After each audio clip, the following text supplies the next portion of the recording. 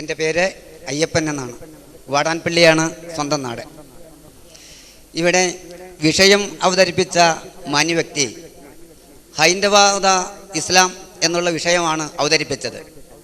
എന്താണ് ഹൈന്ദവം അഥവാ ഹിന്ദു എന്നുള്ളത് അവതരിച്ചതിൽ അല്പം അപാകതയുണ്ടെന്ന് മനസ്സിലാക്കുന്നു. എന്താണ് ഇസ്ലാം എന്ന് അദ്ദേഹം അവതരിപ്പിച്ചതേ ഇല്ല. അപ്പോൾ ഹിന്ദു ഒരു മതമല്ല, ഹിന്ദു ഒരു ധർമ്മമാണ്, സനാതന ധർമ്മമാണ്. അത് ഈ നാടിൻ്റെ ധർമ്മമാണ്.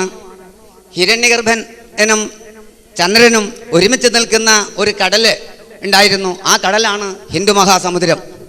ആ ഹിന്ദു മഹാസമുദ്രത്തിലെ മാസത്തിൽ പൗർണമി ദിവസം സൂര്യനും ചന്ദ്രനും ഒരുമിച്ച് നിൽക്കുന്നത് കൊണ്ട് അതിനെ ഹിന്ദു മഹാസമുദ്രമെന്നും ഹിന്ദു മഹാസമുദ്രത്തിൻ്റെ തീരത്ത് കിടക്കുന്ന കരയെ ഹിന്ദു പ്രദേശമെന്നും ആണ്. ആ ഹിന്ദു പ്രദേശത്തിൻ്റെ സംസ്കാരമാണ് സനാതനധർമ്മം അഥവാ സംസ്കാരം.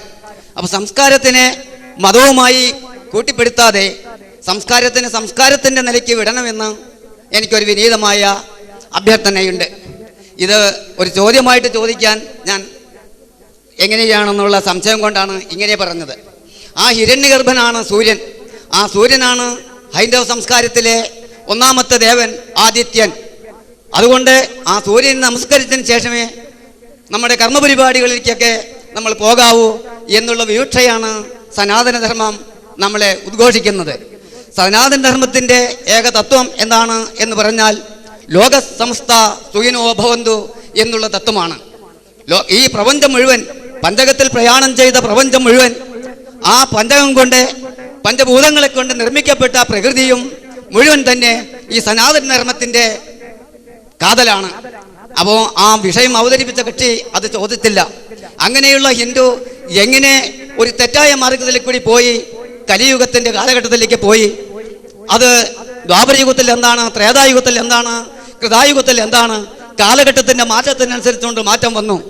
ഇത്തരത്തിൽ ഇസ്ലാം സഹോദരന്മാരോട്, പണ്ഡിതന്മാരോട് ചോദിക്കാനുള്ളത്, ഖുറാനിലെ ലക്കും ദീനുക്കും വലിയ ദീൻ എന്ന് വിശ്വസിച്ച് അനാദികാലം തൊട്ട് പ്രവർത്തിച്ചു വരുന്ന ഇസ്ലാം സഹോദരന്മാര് ഇന്ന് കാണുന്ന നമ്മുടെ കുടിപ്പഴയും വിദ്വേഷവും മനസ്സിൽ വെച്ച് പുലർത്താൻ ആ മനസ്സിനെങ്ങനെ സാധിക്കും? ഇത്തരം സമയം എനിക്ക് അനുവദിച്ചത് കുറച്ചുള്ള നിലയ്ക്ക് മറ്റുള്ള വിഷയങ്ങളിലേക്ക് കടക്കാതെ സൗമ്യമായിട്ടുള്ള രണ്ട് കാര്യം ഞാൻ പറയാൻ ആഗ്രഹിക്കുകയാണ്. ഹിന്ദു ധർമ്മത്തിൻ്റെ ക്ഷേത്ര സംസ്കാരം ആണ് 5 നേരത്തെ പൂജ. സുബൈ, ദോഹറ്, അസറ്, മഗ്രിബ്, ഏശ 5 നേരത്തെ നിസ്കാര കർമ്മങ്ങൾ. ക്ഷേത്ര സംസ്കാരത്തിലെ ക്ഷേത്രശുദ്ധിക്ക് 5 നേരത്തെ പൂജാദികൾ ചെയ്യാറുണ്ട്. അതുപോലെ സമാനമായി മറ്റുള്ള ചിന്തയാണ് ഹിന്ദു ധർമ്മത്തിലെ ദൈവത്തിനെ കാണാൻ സാഷ്ടാംഗ പ്രണാമം ചെയ്യുന്നത്. സാഷ്ടാംഗ പ്രണാമം എന്ന് പറഞ്ഞാൽ 8 അംഗങ്ങളും ഭൂമി ദേവിയോട് മുട്ടിക്കൊണ്ട് പ്രണാമം ചെയ്യുന്ന അവസ്ഥയാണ്. അത് ഇസ്ലാം സഹോദരന്മാരെ അവരുടെ നിസ്കാരത്തിലെ സുജൂദ് എന്ന് പറയുന്ന കാര്യത്തിൽ കൂടി സാഷ്ടാംഗ പ്രണാമം ചെയ്യുന്നുണ്ട്. അപ്പോൾ പല കാര്യത്തിലും സമാനമായ ചിന്താഗതിക്കാർ സമാനമായി ഒരുമിച്ചിരുന്ന് ഇന്നുള്ള തെറ്റുകളെ തിരുത്താൻ വേണ്ടിയുള്ള വേദിയാണ് വേണ്ടത്. ജനക്കൂട്ടത്തിൽ ഇരുന്നുകൊണ്ട് പറഞ്ഞുകൊണ്ട് ജനങ്ങളൊന്നും ചെയ്യാറില്ല. ചെയ്യുന്നത് പ്രവർത്തിക്കുന്നവനാണ്.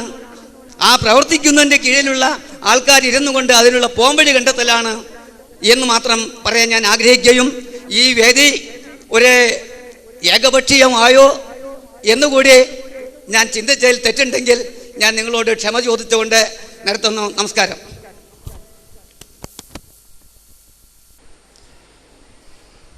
ബഹുമാന്യനായ സഹോദരൻ അയ്യപ്പൻ ഇവിടെ വിഷയം അവതരിപ്പിച്ച വിഷയങ്ങളുമായി അദ്ദേഹത്തിനുള്ള അഭിപ്രായ അന്തരങ്ങൾ അവതരിപ്പിച്ചിരിക്കുകയാണ്. തീർച്ചയായും ആ രൂപത്തിലുള്ള തുറന്ന ചർച്ച കടന്നു വരുവാൻ വേണ്ടി തന്നെയാണ് ഇത്തരം വിഷയങ്ങൾ നമ്മൾ ജന മനസ്സുകൾക്കകത്തേക്ക് എടുത്തിടുന്നത് എന്ന് ആമുഖമായി സൂചിപ്പിക്കട്ടെ. ബഹുമാന്യനായ സഹോദരൻ അദ്ദേഹം ആദ്യം തന്നെ പറഞ്ഞിട്ടുള്ളത് ഹൈന്ദവതയെക്കുറിച്ച് പറയുമ്പോൾ അതിനൊരു മതം എന്ന് പറഞ്ഞുകൂടാ, ഒരു സംസ്കാരം എന്നാണ് പറയേണ്ടത്, ഒരു ധർമ്മം എന്നാണ് പറയേണ്ടത് എന്ന്. യഥാർത്ഥത്തിൽ അദ്ദേഹം ആദ്യം പറഞ്ഞത് ശരിയാണ്, അതിനൊരു ഒറ്റ മതം എന്ന് പറയാൻ കഴിയില്ല എന്ന്. അതേപോലെ തന്നെ പറയേണ്ടതായി അദ്ദേഹം പറഞ്ഞതും പൂർണ്ണമായും ശരിയല്ല എന്ന് എനിക്ക് തോന്നുന്നു എൻ്റെ പഠനത്തിൽ നിന്ന്. ഒരു ധർമ്മം എന്ന് പറയുമ്പോൾ കൃത്യമായ ഒരു നിയതമായ നൈതിക നിയമങ്ങളുടെ അടിസ്ഥാനത്തിലുള്ള ജീവിതക്രമമാണ് ധർമ്മം കൊണ്ട് വിവക്ഷിക്കുന്നത്. ഭാരതത്തെ സംബന്ധിച്ചിടത്തോളം ഭാരതീയ ദാർശനിക ഗ്രന്ഥങ്ങളിലൂടെ കടന്നു പോകുമ്പോൾ നിയതമായ നൈതിക നിയമങ്ങൾ ഏതെങ്കിലും ഒരു കാലഘട്ടത്തിൽ ഇന്ത്യ എന്ന ഒരു പ്രദേശത്ത് നിലനിന്നിട്ടുണ്ടോ എന്ന ചോദ്യത്തിന് ഉത്തരം ഗ്രന്ഥങ്ങളുടെ അടിസ്ഥാനത്തിലോ മറ്റോ പറയുകയാണെങ്കിൽ ഇല്ല എന്ന് തന്നെയായിരിക്കും എന്നെനിക്ക് തോന്നുന്നു. തീർച്ചയായും ഭാരതീയ നൈതികതയുടെ അടിസ്ഥാന പ്രമാണങ്ങളായി അറിയപ്പെടുന്ന ഗ്രന്ഥങ്ങൾ പോലും, അഥവാ സ്മൃതി ഗ്രന്ഥങ്ങൾ പോലും, സ്മൃതി ഗ്രന്ഥങ്ങളിലെ മനുസ്മൃതിയായിരുന്നാലും യാജ്ഞവൽക്യ സ്മൃതിയായിരുന്നാലും പരാശര സ്മൃതിയായിരുന്നാലുമെല്ലാം അവ തമ്മിൽ തന്നെ നൈതികതയെ, ധർമ്മത്തെ സംബന്ധിച്ച വ്യത്യസ്തങ്ങളായ കാഴ്ചപ്പാടുകൾ ഉൾക്കൊള്ളുന്നത് നമുക്ക് കാണാൻ കഴിയുന്നുണ്ട്. മറ്റൊരു പ്രശ്നം ഇതൊരു സംസ്കാരമാണോ എന്നാണ്. ഒരു സംസ്കാരം എന്ന് പറയുമ്പോഴും ഒരു നാഗരികത എന്ന് പറയുമ്പോഴും ഒരു സിവിലൈസേഷൻ എന്നാണോ കൾച്ചർ എന്നാണോ ഉദ്ദേശിച്ചതെന്ന് എനിക്കറിയില്ല. ഏതായിരുന്നാലും അവിടെയും ഒരു അടിസ്ഥാനപരമായ പ്രശ്നം ബാക്കി നിൽക്കുന്നുണ്ട്. ബഹുമാന്യനായ സുഹൃത്ത് പറഞ്ഞതുപോലെ സിന്ധു നദീതടവും അല്ലെങ്കിൽ ആ നദിയുമായി ബന്ധപ്പെട്ട പ്രദേശവും ഇതെല്ലാം നമ്മുടെ വ്യാഖ്യാനങ്ങളാണ്. യഥാർത്ഥത്തിൽ ഹൈന്ദവ ദാർശനിക ഗ്രന്ഥങ്ങളിൽ ഒന്നും തന്നെ ഹിന്ദു എന്ന പദം പോലും കാണപ്പെടുന്നില്ല എന്നുള്ളതാണ് അടിസ്ഥാനപരമായ വസ്തുത. ഹിന്ദു എന്ന പദം തേടി നമ്മൾ വേദങ്ങളിലോ ഉപനിഷത്തുകളിലോ ആരണ്യകങ്ങളിലോ ബ്രാഹ്മണങ്ങളിലോ വേദാംഗങ്ങളിലോ അല്ലെങ്കിൽ സ്മൃതി ഗ്രന്ഥങ്ങളിലോ ധർമ്മശാസ്ത്ര ഗ്രന്ഥങ്ങളിലോ പുരാണങ്ങളിലോ ഇതിഹാസങ്ങളിലോ എന്തിനധികം ആധുനിക ഹൈന്ദവതയുടെ ഗ്രന്ഥമായി വ്യവഹരിക്കപ്പെട്ടു പോരുന്ന ഭഗവത്ഗീതയിലോ നമ്മൾ നമ്മൾക്ക് നിരാശ മാത്രമായിരിക്കും ഫലം എന്നുള്ളതൊരു വസ്തുതയാണ്. അപ്പോൾ ഹിന്ദു എന്ന പദത്തിൻ്റെ വ്യുൽപ്പത്തിയെക്കുറിച്ച് തന്നെ പണ്ഡിതന്മാർക്കിടയിൽ അഭിപ്രായ വ്യത്യാസമുണ്ട്. സുഹൃത്ത് പറഞ്ഞത് അദ്ദേഹത്തിൻ്റെ അഭിപ്രായമാണ്. അതേപോലെ മറ്റ് പല തരത്തിലുള്ള അഭിപ്രായങ്ങൾ ഉന്നയിക്കുന്ന ആളുകളുണ്ട്. അങ്ങനെ പലതരം അഭിപ്രായങ്ങളുണ്ട്. ഹൈന്ദവ ദർശനത്തെ ഇന്ന് ഒരു മതമായി ജനം മനസ്സിലാക്കുന്നു എന്നതിൻ്റെ അടിസ്ഥാനത്തിൽ മാത്രമാണ് ഇവിടെ മതം എന്ന് പ്രയോഗിക്കാൻ കാരണം. ഇസ്ലാമികമായ പരിപ്രേക്ഷ്യത്തിൽ നോക്കുമ്പോൾ ഹൈന്ദവ ദർശനം ഏത് ഒരു പ്രദേശം എന്നുള്ള നിലക്ക് അവിടെ നന്മയും തിന്മയും ഉണ്ടാകും. ഏത് സ്ഥലമായിരുന്നാലും ആ സ്ഥലത്തിൻ്റെ അതിരുകൾക്ക് അകത്ത് നിന്നുകൊണ്ട് നന്മയെയോ തിന്മയെയോ വ്യാഖ്യാനിക്കുവാനോ വ്യവച്ഛേദിക്കുവാനോ പറയാനോ സാധ്യമല്ല എന്നുള്ളതാണ് ഇസ്ലാമിൻ്റെ കാഴ്ചപ്പാട്. അറേബ്യ മുഹമ്മദ് റസൂലുള്ളാഹി സ്വല്ലല്ലാഹു അലൈഹി വസല്ലം ജനിച്ച നാടാണ്. അദ്ദേഹത്തിന് അനുധാവനം ചെയ്യുന്നവർ മുസ്ലിങ്ങൾ. പക്ഷേ അതേ അറേബ്യയിൽ തന്നെയാണ് അബൂജാഹിലും ജനിച്ചത് എന്ന് മനസ്സിലാക്കുന്നു നാം.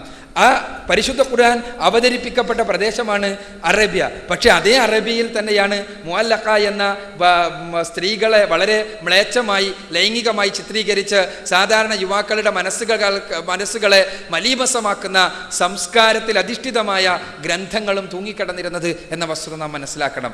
അറേബ്യ എന്ന പ്രദേശം, ആ പ്രദേശത്തിൻ്റെ അടിസ്ഥാനത്തിലല്ല ധർമ്മവും അധർമ്മവും ഉണ്ടാകുന്നത്. അറേബ്യ എന്ന പ്രദേശത്ത് ദൈവിക മാർഗദർശനം ഉണ്ടായപ്പോൾ ആ ദൈവിക മാർഗദർശന പ്രകാരം ജീവിക്കുന്ന ആളുകൾ ധാർമ്മികന്മാരായി, അങ്ങനെ ജീവിക്കാത്ത ആളുകൾ അധാർമികന്മാരായി. ഇത് ഭാരതത്തിലും ബാധകമാണ് എന്ന് മാത്രമേ ഇവിടെ വിഷയാവതരണത്തിൽ ഉദ്ദേശിച്ചുള്ളൂ. ഭാരതം എന്നത് ഒരു അതിരിൻ്റെ അകത്തുള്ള ഒരു പ്രദേശത്തിൻ്റെ പേരാണെങ്കിൽ ആ ഭാരതത്തിൽ നന്മയും തിന്മയും ഉണ്ടായിരിക്കണം. തീർച്ചയായും വേദോപനിഷത്തുകളിലൂടെയും പുരാണേതിഹാസങ്ങളിലൂടെയും സ്മൃതി ഗ്രന്ഥങ്ങളിലൂടെയും പൗരാണിക നാഗരികതയെക്കുറിച്ചുള്ള പഠനത്തിലൂടെയും ശിലാരേഖകളിലൂടെയുമെല്ലാം കണ്ണോടിക്കുന്ന ആർക്കും തന്നെ ഇന്ത്യയിൽ നന്മ മാത്രമേ നിലനിന്നിട്ടുണ്ടായിരുന്നുള്ളൂ എന്ന് പറയാൻ സാധ്യമല്ല എന്നുള്ളതൊരു സത്യമാണല്ലോ. അതുകൊണ്ട് തന്നെ ഭാരതത്തിൻ്റെ ശാദ്വല ഭൂമിയിലും വിശുദ്ധ ഭൂമിയിലും എന്ന് നമുക്ക് പറയാനാകുമെങ്കിൽ പറയുക, ആ ഭൂമിയിലും നന്മയും ഉണ്ടായിരിക്കണം തിന്മയും ഉണ്ടായിരിക്കണം. ആ നന്മയുടെ സ്രോതസ് എന്താണ്, തിന്മയുടെ സ്രോതസ് എന്താണ്, അതാണ് ഇവിടെ പരിശോധനാ വിധേയമാക്കാൻ പരിശ്രമിച്ചത്. നമ്മൾ അറിയുന്നു ഭാരതത്തിൽ ഋഷിമാരുണ്ടായിരുന്നു എന്ന്. ഋഷി എന്ന് പറഞ്ഞാൽ എന്താണ്, അവിടെ നിന്ന് ആരംഭിക്കണം ചർച്ച എന്ന് എനിക്ക് തോന്നുന്നു. വിശദീകരിക്കുന്നില്ല, വളരെ സംക്ഷിപ്തമായി പറയട്ടെ. ഋഷി എന്ന പദത്തിനർത്ഥം കേട്ടവൻ എന്നാണ്, ശ്രവിച്ചവൻ എന്നാണ്. അത് ഋഷി എന്താണോ കേട്ടത് അതാണ് ശ്രുതി. ശ്രുതി കേട്ടതെന്തോ അതാണ്.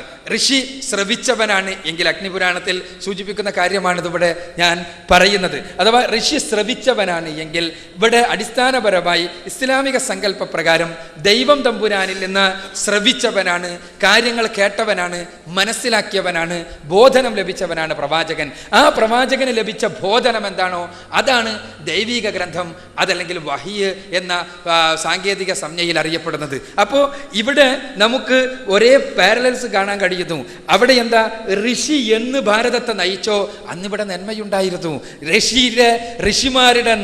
ഋഷിമാരുടെ പാതയിൽ എന്ന് വ്യതിചലിച്ചുവോ അന്നിവിടെ തിന്മയുണ്ടായി എന്ന വസ്തുത അംഗീകരിക്കാൻ നമ്മൾ തയ്യാറാകുമ്പോൾ ഈ ചർച്ച ഒരു ദാർശനിക ചർച്ചയായി തീരും. അതല്ലാത്തിടത്തോളം കാലം നമ്മൾ പ്രാദേശികതയുടെ, ദേശീയതയുടെ, സങ്കുചിതമായ ഒരു താല്പര്യങ്ങൾക്കകത്ത് കിടന്നുകൊണ്ട് നട്ടം തിരിയുന്നുള്ളതാണ് സത്യം.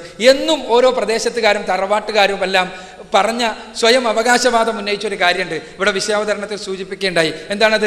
ഞങ്ങളുടെ പ്രദേശത്തേക്കാണ് ധർമ്മ സംസ്ഥാപകരെല്ലാം വന്നത്, ഞങ്ങളുടെ സ്ഥലത്ത് ഉള്ള മഹാന്മാരായ ആളുകൾ പറഞ്ഞതാണ് സനാതനമായ ധർമ്മം, ഞങ്ങളുടെ പ്രദേശത്തുള്ള ആളുകൾക്ക് മാത്രമേ ധർമ്മത്തെയും അധർമ്മത്തെയും കുറിച്ച് കൃത്യമായി വ്യവച്ഛേദിച്ചു കൊണ്ടുള്ള മാർഗദർശനം ലഭിച്ചിട്ടുള്ളൂ, ഞങ്ങളുടെ തറവാട്ടിലുള്ളവർ മാത്രമാണ് ദൈവത്താൽ പ്രത്യേകം തിരഞ്ഞെടുക്കപ്പെട്ടത് എന്ന് പലരും സെമിറ്റിക്കുകാരും അല്ലാത്തവരുമെല്ലാം പല കാലങ്ങളിൽ വാദിച്ചിരുന്നു എന്ന് നമുക്ക് മനസ്സിലാക്കാൻ കഴിയും. പരിശുദ്ധ ഖുർആൻ ഈ വാദത്തിന്റെ മുഴുവനും അടിവേരറുത്തുകൊണ്ട് പറഞ്ഞു, വൈൻ മിൻ ഉമ്മത്തിൻ ഇല്ലാ ഖലാ ഫിഹാ നദീർ. ഖുർആനിലെ 35-ാമത്തെ അധ്യായം സൂറത്തുൽ ഫാത്തിറിലെ 24-ാമത്തെ വചനമാണ്. ഒരൊറ്റ സമുദായവും കഴിഞ്ഞു പോയിട്ടില്ല ഒരു മുന്നറിയിപ്പുകാരൻ്റെ, ഒരു പ്രവാചകന്റെ, ഒരു ദൈവം തമ്പുരാന്റെ ബോധനം ലഭിച്ച വ്യക്തിയുടെ നിയോഗമുണ്ടായിട്ടല്ലാതെ. അതെ, ദൈവീക ബോധനത്തിന്റെ സ്വാധീനമുണ്ടാകാത്ത, നിയോഗമുണ്ടാകാത്ത ഒരൊറ്റ സമുദായമില്ല. അതുകൊണ്ട് തന്നെ പ്രദേശത്തിൻ്റെ പേരിൽ അഹങ്കരിക്കുവാൻ ആർക്കും അവകാശമില്ല. അത് നമ്മൾ ഇന്ത്യക്കാരായിരുന്നാലും ഇന്തോനേഷ്യക്കാരായിരുന്നാലും അറേബ്യക്കാരായിരുന്നാലും അമേരിക്കക്കാരായിരുന്നാലും എല്ലാം തഥൈവ എന്നുള്ളതാണ് സത്യം. ഇസ്ലാമിൻ്റെ വീക്ഷണത്തിൽ എല്ലാ പ്രദേശങ്ങളിലേക്കും പ്രവാചകന്മാരുടെ, ദൈവദൂതന്മാരുടെ നിയോഗം ഉണ്ടായിട്ടുണ്ട്.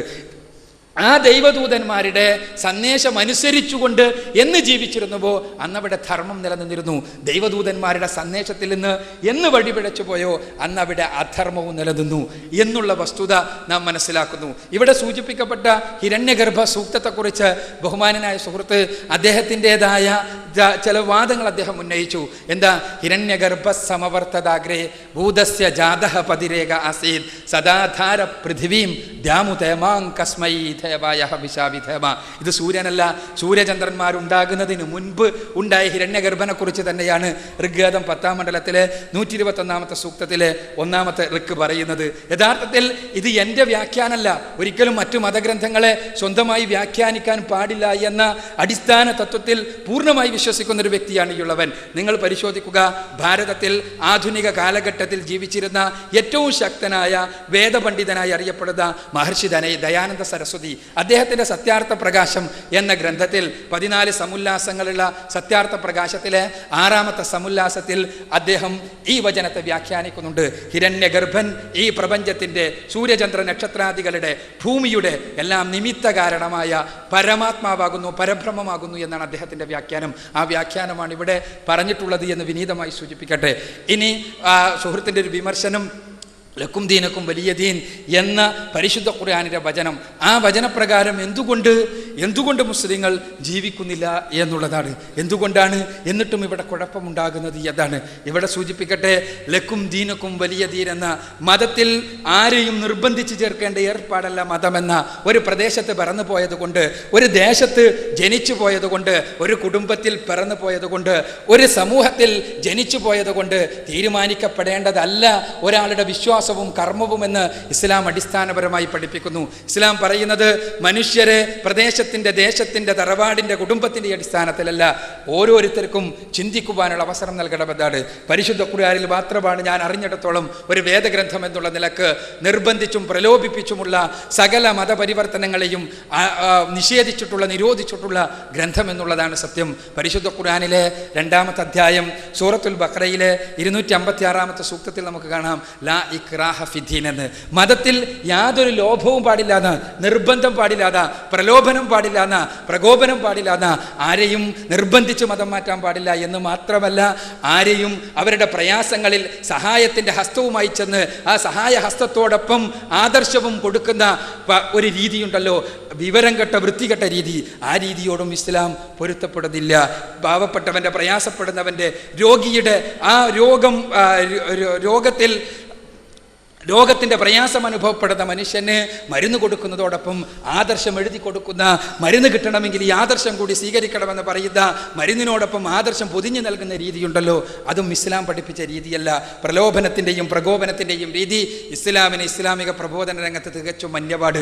ഇവിടെ ലക്കും ദീനക്കും വലിയ ദീൻ എന്നുള്ള സന്ദേശം തീർച്ചയായും പ്രസക്തമാണ്. ഓരോരുത്തർക്കും അവരുടെ മതമനുസരിച്ച് ജീവിക്കുവാൻ അവകാശം വേണം.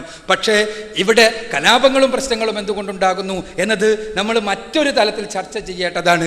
യഥാർത്ഥത്തിൽ കേരളത്തിലോ അല്ലെങ്കിൽ ഇന്ത്യ രാജ്യത്തോ ലോകത്തൊന്നിച്ചോ ഉള്ള കലാപങ്ങളെ നമ്മളെടുത്ത് പരിശോധിക്കുമ്പോൾ അതിനൊരുപാട് സാമൂഹ്യമായ രാഷ്ട്രീയമായ കാരണങ്ങൾ കാണാൻ കഴിയും. അതിന് മതപരമായ കാരണങ്ങളുണ്ടോ എന്ന് ചോദിച്ചാൽ തുച്ഛമാണ് എന്ന് പറയുന്നതാകും ശരി എന്നുള്ളതാണ് സത്യം. നിങ്ങൾ പരിശോധിച്ച് നോക്കുക, ഈ അടുത്ത കാലഘട്ടത്തിലുണ്ടായ കലാപങ്ങളാകട്ടെ, പ്രശ്നങ്ങളാകട്ടെ, ഏത് കാര്യങ്ങളാകട്ടെ, അതിന് രാഷ്ട്രീയമായ സാമൂഹ്യമായ അടിച്ചമർത്തൽപ്പെടേണ്ടതായ ഒരുപാട് പ്രശ്നങ്ങൾ ഉണ്ടാകും അതിൻ്റെ പിന്നിൽ. അതല്ലാതെ മതപരമായ ഒരു കാരണത്താൽ കേരളത്തിലോ ഇന്ത്യ മഹാരാജ്യത്തോ ഇന്ന് ഈ അടുത്ത കാലത്ത് എന്തെങ്കിലും ഒരു കലാപമുണ്ടായതായി നിങ്ങൾക്കറിയാമോ എന്ന ചോദ്യത്തിന് ഉത്തരം നൽകുവാനുള്ളത് ഇല്ല എന്ന് തന്നെയാണ്. ഇവിടെ മതത്തിൻ്റെ പേരിൽ കൊല ചെയ്യപ്പെടുന്നവൻ അല്ലെങ്കിൽ മതത്തിൻ്റെ പേരിൽ കൊലക്കൊരുങ്ങുന്നവൻ അവൻ്റെ ഹൃദയത്തിനകത്ത് മതം എത്രത്തോളം സ്വാധീനിച്ചിട്ടുണ്ട് എന്ന് ചോദിച്ചാൽ പലപ്പോഴും ആ സ്വാധീനിച്ചതിൻ്റെ അളവ് വളരെ ചെറുതാണ് എന്നുള്ളതാണ് സത്യം. കേവലം വൈകാരികതയിൽ അധിഷ്ഠിതമായി വളർത്തപ്പെടുകയും പ്രാദേശികതയിൽ അധിഷ്ഠിതമായി വളർത്തപ്പെടുകയും ഏതെങ്കിലും ഒരു വിഭാഗത്തെ നിന്റെ ശത്രുവാണ് ശത്രുവാണ് ശത്രുവാണ്, നിന്റെ കുടുംബ ശത്രുവാണ്, കുലശത്രുവാണ്, പ്രദേശശത്രുവാണ്, ദേശശത്രുവാണ് എന്നുമെന്നും അവൻ നിന്നെ ചൂഷണം ചെയ്ത് ജീവിക്കുകയായിരുന്നു, നിനക്ക് അവൻ്റെ മേൽ അധീശത്വം നേടുവാനുള്ള അവസരം ഇതാ അടുത്തു വരുന്നു, അതുകൊണ്ട് ഒരുങ്ങുക എന്ന് പറഞ്ഞുകൊണ്ട് പഠിപ്പിച്ചുകൊണ്ട് ഏത് വിഭാഗമായിരുന്നാലും ആ വിഭാഗങ്ങൾ പരസ്പരം മത്സരിക്കുമ്പോൾ ഇവിടെ അധീശത്വത്തിൻ്റെ പ്രശ്നം കടന്നു വരികയാണ്. മനുഷ്യരുടെ വിശ്വാസത്തെ, മനുഷ്യരുടെ ആദർശത്തെ, ആത്മീയതയെ സ്വന്തം താല്പര്യത്തിന് വേണ്ടി ഉപയോഗപ്പെടുത്തപ്പെടുന്ന പ്രശ്നമുണ്ടാവുകയാണ്. അവിടെയാണ് കലാപമുണ്ടാകുന്നത്. കൈപിടിക്കുവാൻ നമുക്ക് കഴിയുമോ? നമുക്ക് കഴിയേണ്ടതല്ലേ? വെറുതെ പ്രസംഗിക്കാൻ എല്ലാവർക്കും കഴിയും. കൈപിടിക്കാൻ കഴിയണമെങ്കിൽ നമുക്ക് ചെയ്യേണ്ടത്, അടിസ്ഥാനപരമായി ചെയ്യേണ്ടത് മതത്തിൻ്റെ മൂല്യങ്ങളെക്കുറിച്ച്, ആ മൂല്യങ്ങളിലേക്കുള്ള തിരിച്ചുപോക്കിനെ കുറിച്ച് ഉള്ള സജീവമായ ചിന്തയുണ്ടാവുകയാണ്. തീർച്ചയായും നിച്ച് ഓഫ് ട്രൂത്ത് ഇതേ രൂപത്തിലുള്ള പരിപാടികൾ സംഘടിപ്പിക്കുമ്പോൾ ഞങ്ങൾക്ക് ഇവിടെ സൂചിപ്പിക്കപ്പെട്ടതുപോലെ ഈ സന്ദേശത്തെ നിങ്ങളുടെ മുന്നിൽ സമർപ്പിക്കുക എന്ന ലക്ഷ്യത്തോടൊപ്പം തന്നെ തുറന്ന ചർച്ചകൾ, മതത്തിൻ്റെ വിഷയത്തിൽ തുറന്ന ചർച്ചകൾ നടക്കട്ടെ എന്ന ലക്ഷ്യം കൂടിയുണ്ട്. നിങ്ങളുടെ മനസ്സുകൾക്കകത്തുള്ള കട്ടപിടിച്ച ധാരണകളുടെയോ തെറ്റിദ്ധാരണകളുടെയോ വിമർശനങ്ങളുടെയോ ആ ഭാണ്ഡങ്ങൾ അഴിക്കപ്പെടുമ്പോൾ സ്വാഭാവികമായും നമുക്ക് തുറന്ന് സംവദിക്കുവാൻ സാധിക്കുകയാണ്. ഹൈന്ദവത, ഇസ്ലാം എന്ന വിഷയം അവതരിപ്പിക്കുമ്പോഴും നമ്മൾ അടിസ്ഥാനപരമായി വിവക്ഷിക്കുന്നത് ഇന്ത്യയിൽ ജനിച്ചവർ മുഴുവനും ഏതെങ്കിലും ഒരു ജാതിയിലോ വിഭാഗത്തിലോ മതത്തിലോ സംസ്കാരത്തിലോ ധർമ്മത്തിലോ പെട്ടവരാണ്, അത് നമുക്ക് അന്യരാണ് എന്ന് പറഞ്ഞ് മാറ്റി നിർത്തുന്ന രീതിക്ക് പകരം യഥാർത്ഥത്തിൽ ഭാരതത്തിലായിരുന്നാലും ധർമ്മ സംസ്ഥാപകരായി സനാതന മൂല്യങ്ങൾ പഠിപ്പിക്കുന്നവരായി മഹാന്മാരായ പ്രവാചകന്മാരുടെ, ഋഷിവര്യന്മാരുടെ നിയോഗം ഉണ്ടായിട്ടുണ്ട് എന്നും അവർ പഠിപ്പിച്ച ആശയങ്ങളുടെ കൂടി സമ്പൂർത്തീകരണവുമായി കടന്നു വന്ന വ്യക്തിയായിക്കൊണ്ടാണ് മുഹമ്മദ് റസൂലുള്ളാഹി സ്വല്ലല്ലാഹു അലൈഹി വസല്ലമയെ നാം മനസ്സിലാക്കുന്നത് എന്നും ആ പ്രവാചകന്മാർ മുഴുവനും ലോകത്തിൻ്റെ മുന്നിൽ സമർപ്പിച്ച ആശയമായി കൊണ്ടാണ് ഇസ്ലാമിനെ നാം ഉൾക്കൊള്ളുന്നത് എന്നും ഇവിടെ വ്യക്തമാക്കുകയുണ്ടായി. ഇസ്ലാം എന്ന് പറഞ്ഞാൽ സമർപ്പണമെന്നാണ്. അറബിയുടെ മതമെന്നർത്ഥമില്ല, അനറബിയുടെ മതമെന്നർത്ഥമില്ല, ഏതെങ്കിലും പ്രദേശത്തിൻ്റെ ദർശനമെന്നർത്ഥമില്ല, മുഹമ്മദീയ മതമെന്നർത്ഥമില്ല, ഏതെങ്കിലും വ്യക്തിയെ, മനുഷ്യ ദൈവത്തെ, വിഗ്രഹത്തെ, ശവകുടീരത്തെ, വ്യാജ ദൈവങ്ങളെ ഒന്നിനെയും ആരാധിക്കുന്നതിൻ്റെ ലാഞ്ചന പോലുമില്ല. എന്താ സമർപ്പണം? സർവശക്തനായ തമ്പുരാന് ജീവിതത്തെ സമ്പൂർണ്ണമായി സമർപ്പിക്കുക. ആ സമർപ്പണമാണ് ഇസ്ലാം കൊണ്ട് ഇവിടെ വിവക്ഷിക്കുന്നത്. ആ സമർപ്പണം തന്നെയാണ് പ്രവാചകന്മാർ മുഴുവനും ഋഷിവര്യന്മാർ മുഴുവനും പഠിപ്പിച്ചത് എന്ന് മനസ്സിലാക്കി തരുന്ന ചില ഉദ്ധരണികൾ മാത്രമാണ് ഇവിടെ ഉപയോഗിക്കപ്പെട്ടത്. ഹൈന്ദവ ദർശനത്തെ സംബന്ധിച്ചിടത്തോളം വിഷയം അവതരിപ്പിച്ചപ്പോൾ തുടക്കത്തിൽ പറഞ്ഞതുപോലെ ഭാരതത്തിൽ വ്യത്യസ്തവും വിരുദ്ധവും വൈജാത്യങ്ങൾ നിറഞ്ഞതുമായ ഒരുപാട് ദർശനങ്ങൾ ഉണ്ടായിട്ടുണ്ട്. ആ ദർശനങ്ങൾ പലതും വൈജാത്യങ്ങൾ നിറഞ്ഞതാണ്. ഇപ്പോൾ സുഹൃത്ത് തന്നെ പറഞ്ഞ പല കാര്യങ്ങളും സാഖ്യ ദർശനത്തിൻ്റെയും ന്യായദർശനത്തിൻ്റെയും അടിസ്ഥാന സങ്കല്പങ്ങളിൽ നിന്ന് കടമെടുത്തുകൊണ്ടാണ് പറഞ്ഞിട്ടുള്ളത്. ഈ സാഖ്യ ദർശനത്തിനും ന്യായദർശനത്തിനും എതിരെ തത്വശാസ്ത്രങ്ങൾ പണിത വേദാന്തികളുണ്ട്, അതേപോലെ തന്നെ മീമാംസകരുണ്ട്. പക്ഷേ ആ ദർശനങ്ങളും ഇവിടെ ഉണ്ടായതാണ്. ഇതെല്ലാം തെറ്റാണ് എന്ന് പറഞ്ഞുകൊണ്ട് രംഗത്ത് വന്ന മഹാനായ ശ്രീ ശങ്കരാചാര്യരെ പോലെയുള്ള മഹാന്മാരും ഇവിടെയുണ്ടായവർ തന്നെയാണ്. അദ്ദേഹം പറഞ്ഞല്ലോ, നമുക്കറിയാലോ, ന സാഖ്യേന ന യോഗേന കർമ്മണാനോ ന വിദ്യയ. സാഖ്യവും യോഗവും കർമ്മവും വിദ്യയുമൊന്നും തന്നെ മോക്ഷപ്രാപ്തിക്ക് സാധ്യമല്ല, മറിച്ച് അദ്വൈത ചിന്ത മാത്രമാണ് മോക്ഷപ്രാപ്തിക്ക് സാധ്യമെന്ന് വിവേക ചൂടാമണിയുടെ 5-ാം അധ്യായത്തിൽ 58-ാമത്തെ വചനത്തിൽ അദ്ദേഹം പറഞ്ഞല്ലോ. ഞാൻ സൂചിപ്പിക്കുന്നത് ഇങ്ങനെ വ്യത്യസ്തങ്ങളും വിരുദ്ധങ്ങളും വൈജാത്യങ്ങളും നിറഞ്ഞ ഒരുപാട് ദർശനങ്ങൾ ഭാരതത്തിൻ്റെ ഭൂമിയിൽ ഉണ്ടായിട്ടുണ്ട്. ഈ ദർശനങ്ങൾക്ക് നടുവിൽ ഇത് ദൈവികമായ ദർശനത്തെ കണ്ടുപിടിക്കുവാനും തിരിച്ചറിയുവാനും മനസ്സിലാക്കുവാനും ഉൾക്കൊള്ളുവാനും വേണ്ടിയുള്ള വിനീതമായൊരു പരിശ്രമം മാത്രമാണ് ഇവിടെ നടത്തിയിട്ടുള്ളത്. അത് ഹൈന്ദവ ദർശനത്തെ ഇവിടെ സൂചിപ്പിക്കപ്പെട്ടതുപോലെ ഇസ്ലാമിക പരിപ്രേക്ഷ്യത്തിൽ നോക്കിക്കാണുവാൻ വേണ്ടിയുള്ള വിനീതമായൊരു പരിശ്രമമാണ്. ഒരുപാട് പരിപ്രേക്ഷ്യങ്ങളിൽ ഹൈന്ദവ ദർശനത്തെ നോക്കിക്കണ്ട ഒരുപാട് ചിന്തകന്മാരുണ്ട് എന്നുള്ളത് കൊണ്ട് തന്നെ അദ്ദേഹം പറഞ്ഞ വീക്ഷണങ്ങളെല്ലാം തന്നെ അദ്ദേഹത്തിൻ്റെതായ തത്വശാസ്ത്രത്തിൽ അധിഷ്ഠിതമായി ശരി തന്നെയാണ് എന്ന് സമ്മതിച്ചുകൊണ്ടു തന്നെ, എന്നാൽ ഇങ്ങനെയും വ്യാഖ്യാനങ്ങൾ ഹൈന്ദവ ദർശനത്തിന് സാധ്യമാണ് എന്ന് പൂർവികരായ പണ്ഡിതന്മാരെ ഉദ്ധരിച്ചുകൊണ്ട് തന്നെ സമർത്ഥിക്കുവാൻ കഴിയുമെന്ന് വ്യക്തമാക്കിക്കൊണ്ട് ഞാൻ തൽക്കാലം അദ്ദേഹത്തിൻ്റെ ഈ ചോദ്യങ്ങൾക്ക് ഉള്ള മറുപടി അവസാനിപ്പിക്കുകയാണ്. ബഹുമാനപ്പെട്ട ചോദ്യം ചോദിച്ച ആൾ ഉത്തരം പറഞ്ഞതല്ലേ പൂർണ്ണതൃപ്തനല്ലെങ്കിലും വേദിയെ ധാർമ്മിക വശത്തിൽ കൂടി ചിന്തിക്കുന്ന നിലയ്ക്ക് ഞാനതിൽ സന്തോഷിച്ചെങ്കിലും ഹിന്ദുവിൻ്റെ തത്വം ഏകദൈവത്തിൽ വിശ്വസിക്കുന്ന തത്വമാണ്. അത് മനസ്സിലാക്കണമെങ്കിൽ ഹിന്ദുവിൻ്റെ 108 ഉപനിഷത്തുകളും 18 പുരാണങ്ങളും 18 ഉപപുരാണങ്ങളും ഭാരതം രാമായണം തുടങ്ങിയ 2 ഇതിഹാസങ്ങളും അതിലുപരി ഉള്ള മഹൽ ഗ്രന്ഥമാണ് മഹാഭാഗവതം. ഇത്യാദി ഗ്രന്ഥങ്ങളിൽ നിന്ന് ആ മഹാഭാരതത്തിൻ്റെ ഭീഷ്മപർവ്വതം സംഗ്രഹിച്ചതാണ് ഗീത. ഗീതയിലെ 700 ശ്ലോകത്തിൽ അതിൻ്റെ 11ാമത്തെ അധ്യായത്തിൽ വിശ്വരൂപ ദർശനമാണ്. ആ വിശ്വരൂപ ദർശനത്തിൽ അദ്ദേഹം വ്യക്തമായി പറഞ്ഞിരിക്കുന്നത് വിരാട പുരുഷനെയാണ്, ഏകദൈവത്തിനെയാണ്. അപ്പോൾ ഹിന്ദുവിൻ്റെ അടിസ്ഥാനമായിട്ടുള്ള പ്രമാണം ഏകദൈവ വിശ്വാസമാണെന്നും പിന്നീട് 14 മന്വന്തരങ്ങൾ കഴിഞ്ഞിട്ടുള്ള കാലഘട്ടത്തിൽ ആ മന്വന്തരത്തിനനുസരിച്ചുകൊണ്ടുള്ള കാലഘട്ട മാറ്റങ്ങൾ ആചാരത്തിലും അടിസ്ഥാനമായി ചില മാറ്റങ്ങൾ വന്നതാണെന്നും ഹിന്ദുവിൻ്റെ അടിസ്ഥാന തത്വം ഏകദൈവത്തിലാണെന്നും ആ 11ാമത്തെ അധ്യായം അങ്ങ് ഒന്ന് ശരിക്കും മനസ്സിലാക്കിയിട്ടുണ്ടെങ്കിൽ ഹിന്ദുവിൻ്റെ ഏകദൈവം തന്നെയാണ് ഇസ്ലാം വിശ്വസിക്കുന്നത് എന്ന് മനസ്സിലാക്കേണ്ടി വരും. അപ്പോൾ ആ വിരാട പുരുഷ രൂപം അതിൻ്റെ 19ാമത്തെ ശ്ലോകത്തിൽ പറഞ്ഞിരിക്കുന്നത് 10,000 കൈകളും സൂര്യചന്ദ്രാദികളാവുന്ന വലത്തെ കണ്ണും ഇടത്തെ കണ്ണും നിറഞ്ഞിട്ടുള്ള ആ വിശ്വരൂപ ദർശനം കണ്ടപ്പോഴേ എനിക്ക് അങ്ങയുടെ മനുഷ്യരൂപം കണ്ടാൽ മതി എന്ന് അർജുനൻ വാവിട്ട് കരഞ്ഞ ഭാഗം എടുത്തു നോക്കിയാൽ ഹിന്ദുവിൻ്റെ ഏകത്വം എന്ന് മനസ്സിലാവുന്നു. ഞാൻ ആദ്യം പറഞ്ഞു പോയി, ഏകത്വത്തിലെ നാനത്വം, നാനത്വത്തിലെ ഏകത്വമാണ്. ഈ സൗരയൂഥം ഒരു വട്ടമാണെങ്കിൽ ആ വട്ടത്തിൻ്റെ സെൻട്രൽ പോയിൻ്റാണ് അതിൻ്റെ ഏകത്വമെന്നും അതിൻ്റെ വൃത്തപരിധിയാണ് അതിൻ്റെ നാനത്വമെന്നും ചിന്തിക്കുന്ന ഏകവിശ്വാസിയാണ് ഹൈന്ദവ ദാർശികത്വം. അതിൽ വിശ്വസിക്കുന്ന വ്യക്തി തന്നെയാണ് ഞാനും എന്ന് അങ്ങയോട് പറയാൻ ആഗ്രഹിക്കുകയാണ്. അതുകൊണ്ട് ഹിന്ദു ദാർശികത്വം ഒട്ടും വ്യത്യസ്തമല്ല. പിന്നീടുണ്ടായിട്ടുള്ള ആചാരങ്ങളിലെ തെറ്റാണ്. ആ ആചാരങ്ങളിലെ തെറ്റ് ഹിന്ദു ധർമ്മം വിശ്വസിക്കുന്നില്ല എന്ന് ഞാൻ ഒരിക്കൽ കൂടി ഉദ്ഘോഷിക്കുകയാണ്. നമസ്കാരം. താങ്ക്സ്.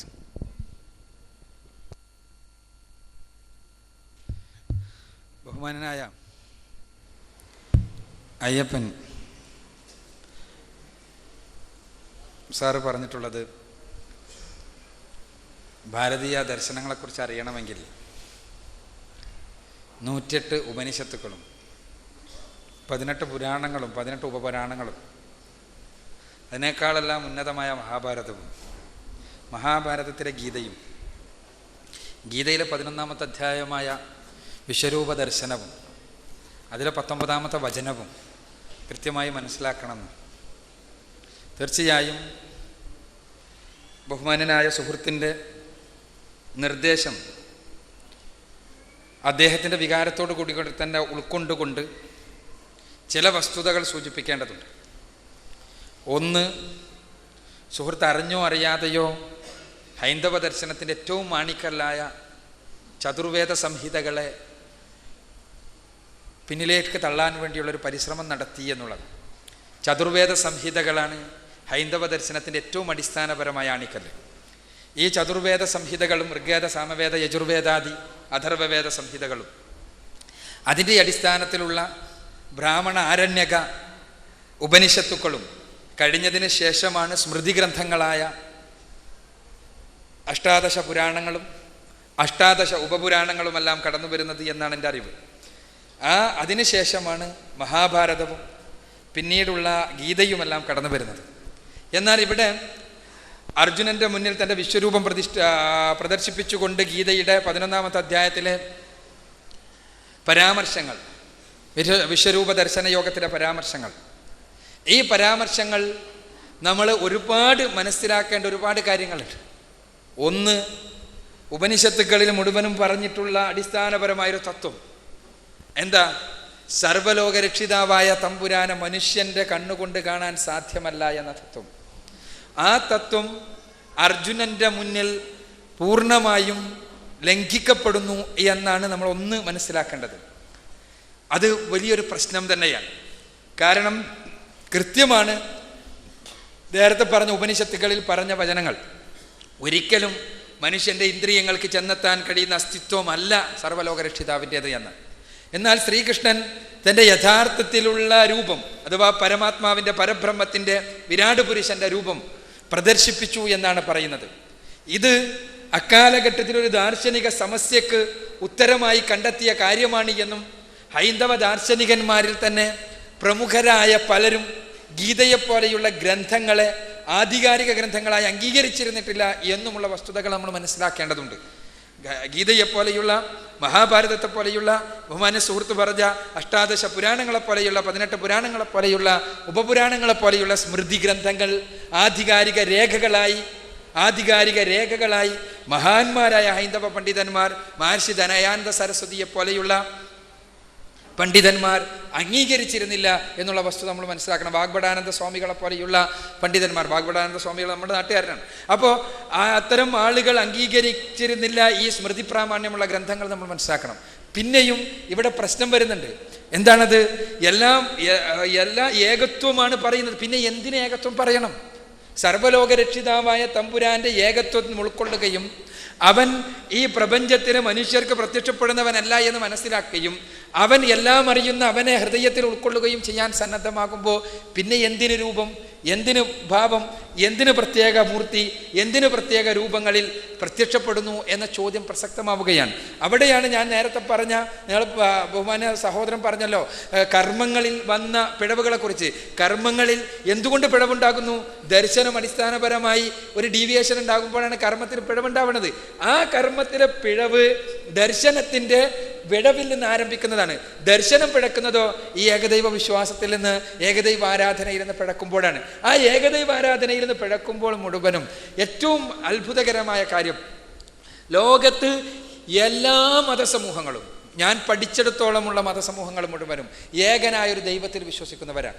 എല്ലാ മതസമൂഹങ്ങളും എത്രയെത്ര വികലമായ ആചാരങ്ങളും അനുഷ്ഠാനങ്ങളും ചിന്താരീതികളും ആരാധനാ മുറകളുമെല്ലാം ഉണ്ടെങ്കിലും എല്ലാവരും ഏകനായൊരു ദൈവത്തിൽ വിശ്വസിക്കുന്നവരാണ്. പക്ഷേ പ്രശ്നം എന്താണ്? ഏകനായ ദൈവമുണ്ട്, പക്ഷേ ആരെയാണ് ഞാൻ ആരാധിക്കേണ്ടത് എന്ന പ്രശ്നത്തിനാണ് അടിസ്ഥാനപരമായ വിഷയം സ്ഥിതി ചെയ്യുന്നത്. ആ ദൈവത്തിൻ്റെ ആളുകളായി ഭൂമിയിലേക്ക് വന്നവരെയാണോ? ആ ദൈവം സ്ഥിതി ചെയ്യുന്നവരായി പലരും മനസ്സിലാക്കുന്ന ഈ പ്രപഞ്ച സംവിധാനങ്ങളെയാണോ? അതല്ല എല്ലാറ്റിൻ്റെയും മൂല കാരണമായ ആ മഹാചൈതന്യത്തെ തന്നെയാണോ? ഈ ചോദ്യത്തിന് ഇസ്ലാം നൽകുന്ന ഉത്തരം ആ മഹാചൈതന്യത്തെയാണ് എന്ന്. ആ ഉത്തരം തന്നെയാണ് ഭാരതത്തിലേക്ക് വന്ന ഋഷിവര്യന്മാരും നൽകിയത് എന്നാണ് ഇവിടെ വിഷയാവതാരണത്തിൽ സൂചിപ്പിക്കുവാൻ വേണ്ടി പരിശ്രമിച്ചത്. അത് നമ്മൾ മനസ്സിലാക്കണം. അവിടെ ഏകനായ സ്രഷ്ടാവ് മാത്രമാണ് ആരാധനക്കർഹൻ എന്ന വസ്തുത നമ്മുടെ എല്ലാം മനസ്സിൽ തന്നെ ഉണ്ട്. അതുകൊണ്ട് റസൂലുള്ളാഹി സ്വല്ലല്ലാഹു അലൈഹി വസല്ലം പറഞ്ഞത് ഫിത്രത്ത് അതാണ് എന്ന്. ഫിത്രത്ത് എന്ന് പറഞ്ഞാൽ നമ്മുടെ ജന്മത്തിൽ തന്നെയുള്ള മനസ്സിന്റെ പ്രോഗ്രാമിംഗ് അങ്ങനെയാണ്. സർവ്വലോക രക്ഷിതാവായ സ്രഷ്ടാവിനെ ആരാധിക്കുക എന്നതാണ് മനസ്സിന്റെ പ്രോഗ്രാമിംഗ്. പക്ഷേ പിശാച് നമ്മളെ വഴിതെറ്റിച്ച് കൊണ്ടുപോവാണ്. ആ വഴി തെറ്റിക്കുമ്പോൾ നമ്മൾ സ്വന്തം മനസ്സുകൊണ്ട് ന്യായീകരിക്കാൻ ശ്രമിക്കുകയാണ്.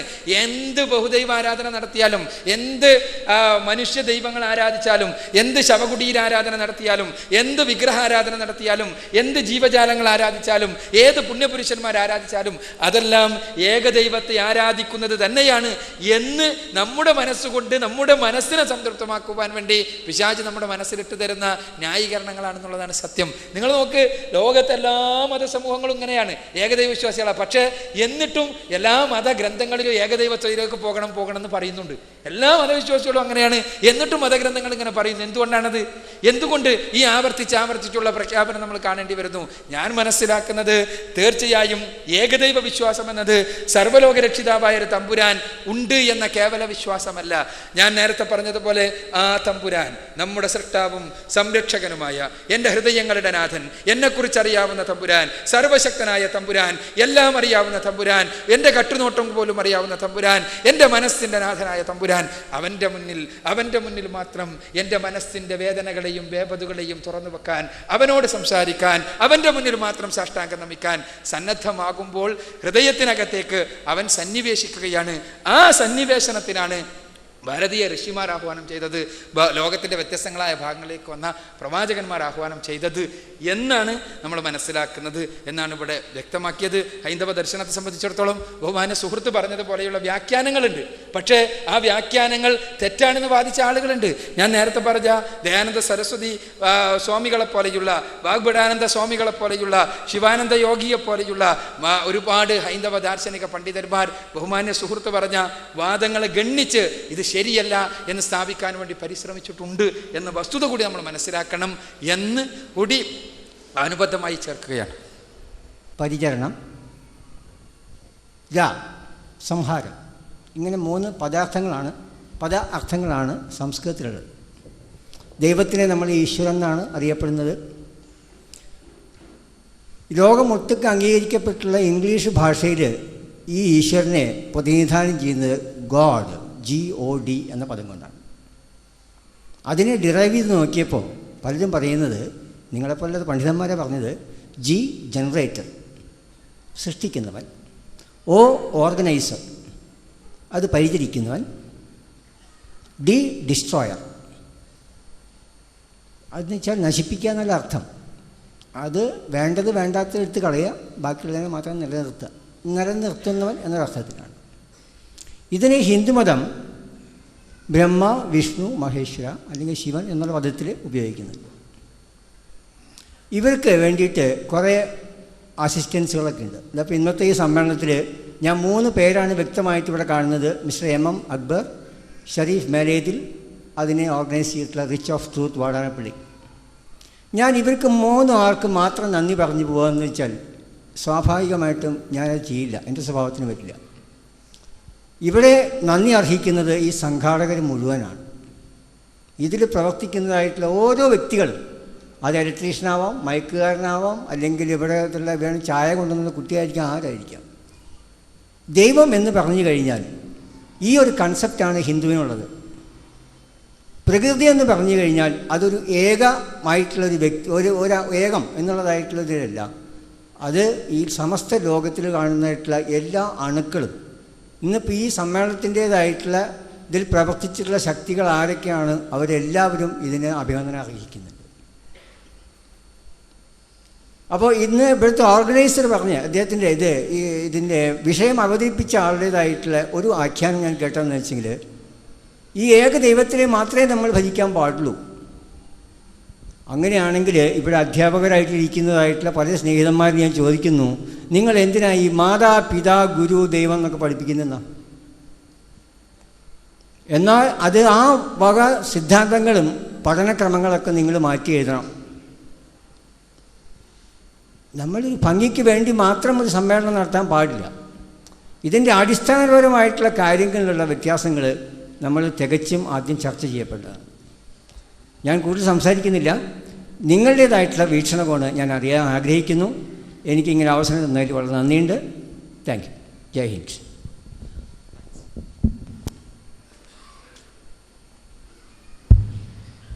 ബഹുമാന്യനായ സഹോദരൻ, സുഹൃത്ത്, ജ്യേഷ്ഠ സഹോദരൻ, ഭാരതീയ ദാർശനിക സമസ്യയിലെ ബഹുദൈവാരാധന സമ്പ്രദായത്തെ സമർത്ഥമായി ഉള്ള ന്യായീകരണം അവതരിപ്പിച്ചിരിക്കുകയാണ്. അദ്ദേഹം സൂചിപ്പിച്ചിട്ടുള്ളത് ഗോഡ്, ഈശ്വര ശബ്ദങ്ങൾ, ഇവിടെ പറഞ്ഞതുപോലെ ജനറേറ്റർ, ഓർഗനൈസർ ആൻഡ് ഡിസ്ട്രോയർ, അല്ലെങ്കിൽ ഈശ്വര അഥവാ ഉൽപ്പത്തി, സ്ഥിതി, സംഹാരം, സൃഷ്ടി, സ്ഥിതി, സംഹാരം. ഇത് മുഴുവനും ഉൾക്കൊള്ളുന്ന ഏകനായ സ്രഷ്ടാവ്. ഈ സ്രഷ്ടാവിനെ മാത്രം ആരാധിക്കണമെന്ന് പറയുമ്പോൾ ഇവിടെ ഈ സൃഷ്ടി പ്രപഞ്ചത്തിലെ എന്തിലും സ്രഷ്ടാവിനെ കണ്ടുകൊണ്ട് ആരാധിക്കുന്ന ഹൈന്ദവ സമ്പ്രദായം, അതിൽ ന്യായീകരിച്ചുകൊണ്ടാണ് അദ്ദേഹം സംസാരിച്ചിട്ടുള്ളത്. അതിനെക്കുറിച്ചുള്ള അഭിപ്രായമാണ് അദ്ദേഹം ചോദിച്ചിട്ടുള്ളതെന്ന് ഞാൻ മനസ്സിലാക്കണം. കുറച്ച് വിശദമായതുകൊണ്ട് ഞാൻ ചോദിക്കുകയാണ്. അതന്നെയല്ല ഉദ്ദേശിച്ചത്, അല്ലേ? അതന്നെ ചോദിച്ചത്. ഇവിടെ നമ്മൾ മനസ്സിലാക്കേണ്ട കുറേ കാര്യങ്ങളുണ്ട്.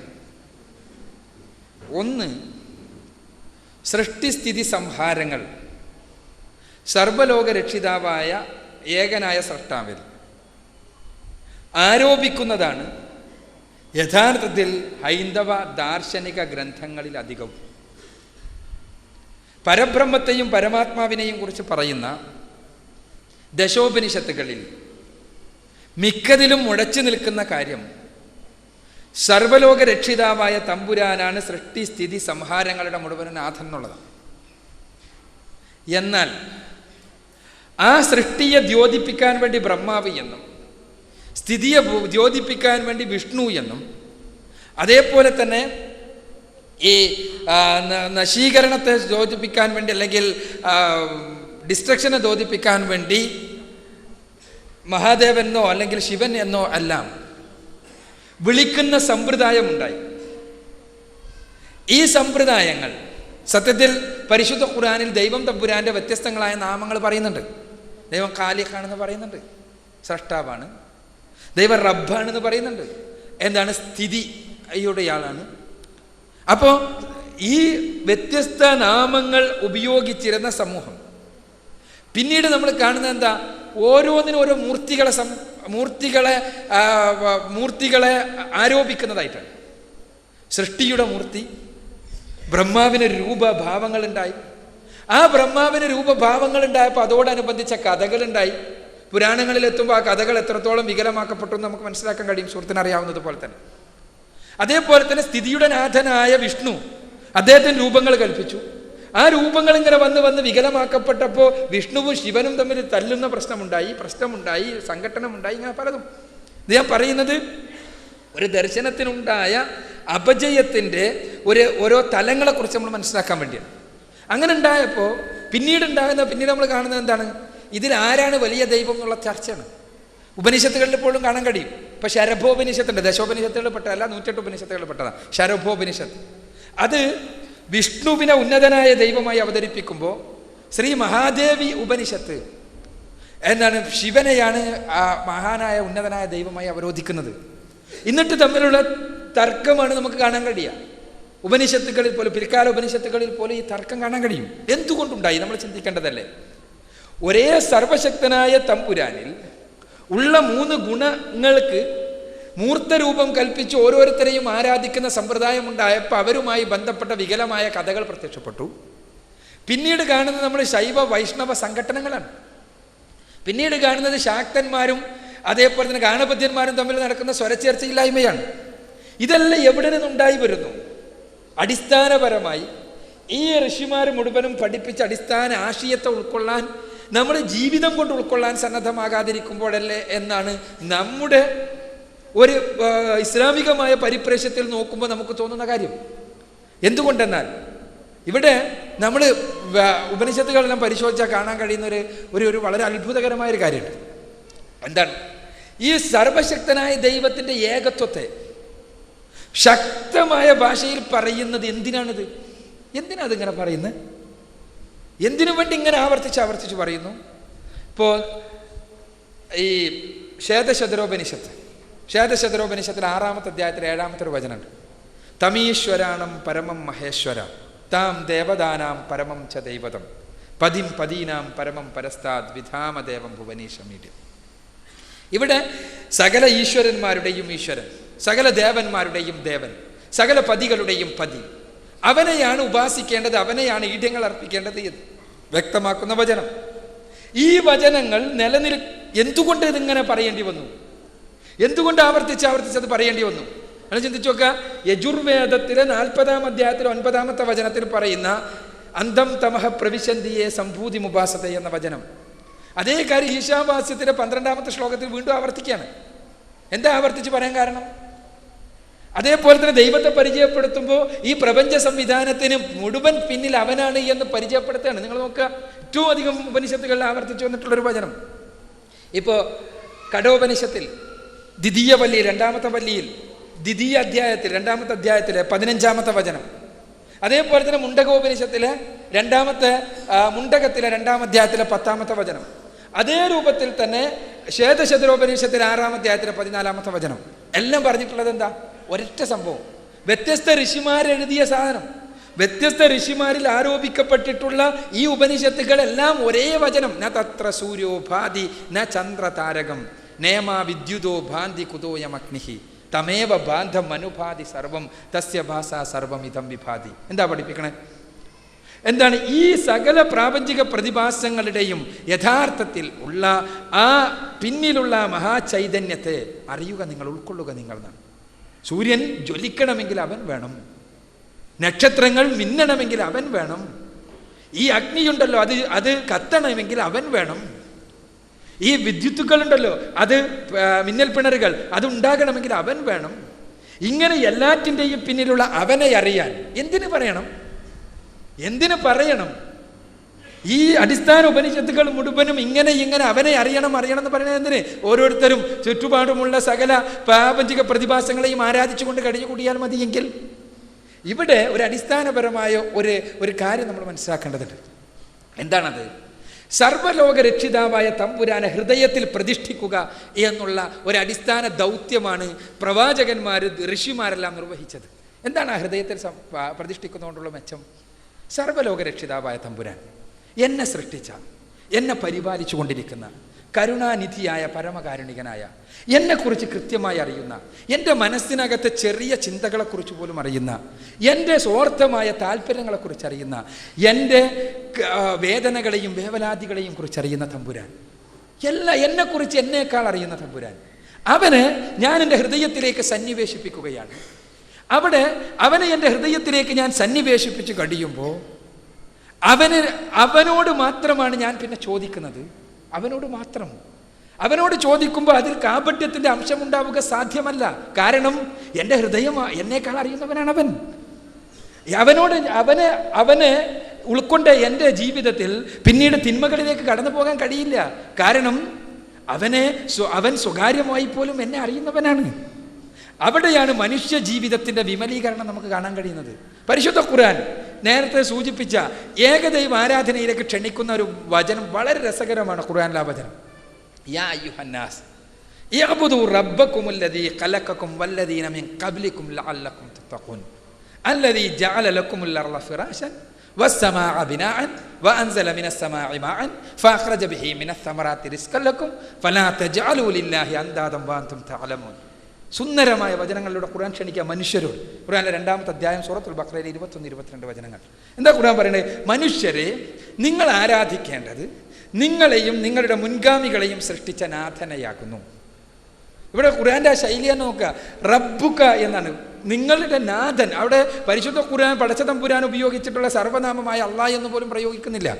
നിങ്ങളെ ആരാണോ സൃഷ്ടിച്ചത്, നിങ്ങളുടെ മുൻഗാമികളെ ആരാണോ സൃഷ്ടിച്ചത്, അവനെ അല്ലാതെ അറബികളുടെ ദൈവത്തെയെന്നോ ഇന്ത്യക്കാരുടെ ദൈവത്തെയെന്നോ ഏതെങ്കിലും വ്യക്തികളെയെന്നോ ശക്തികളെയെന്നോ അല്ല.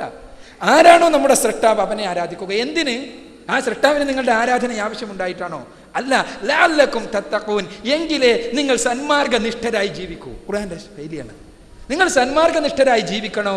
നിങ്ങളുടെ മനസ്സിനകത്ത് സർവ്വലോക രക്ഷിതാവായ തമ്പുരാനെ പ്രതിഷ്ഠിക്കുക. നിങ്ങൾക്ക് പകലൊരു കർമ്മവും രാത്രി മറ്റൊരു കർമ്മവും ചെയ്യാൻ കഴിയില്ല.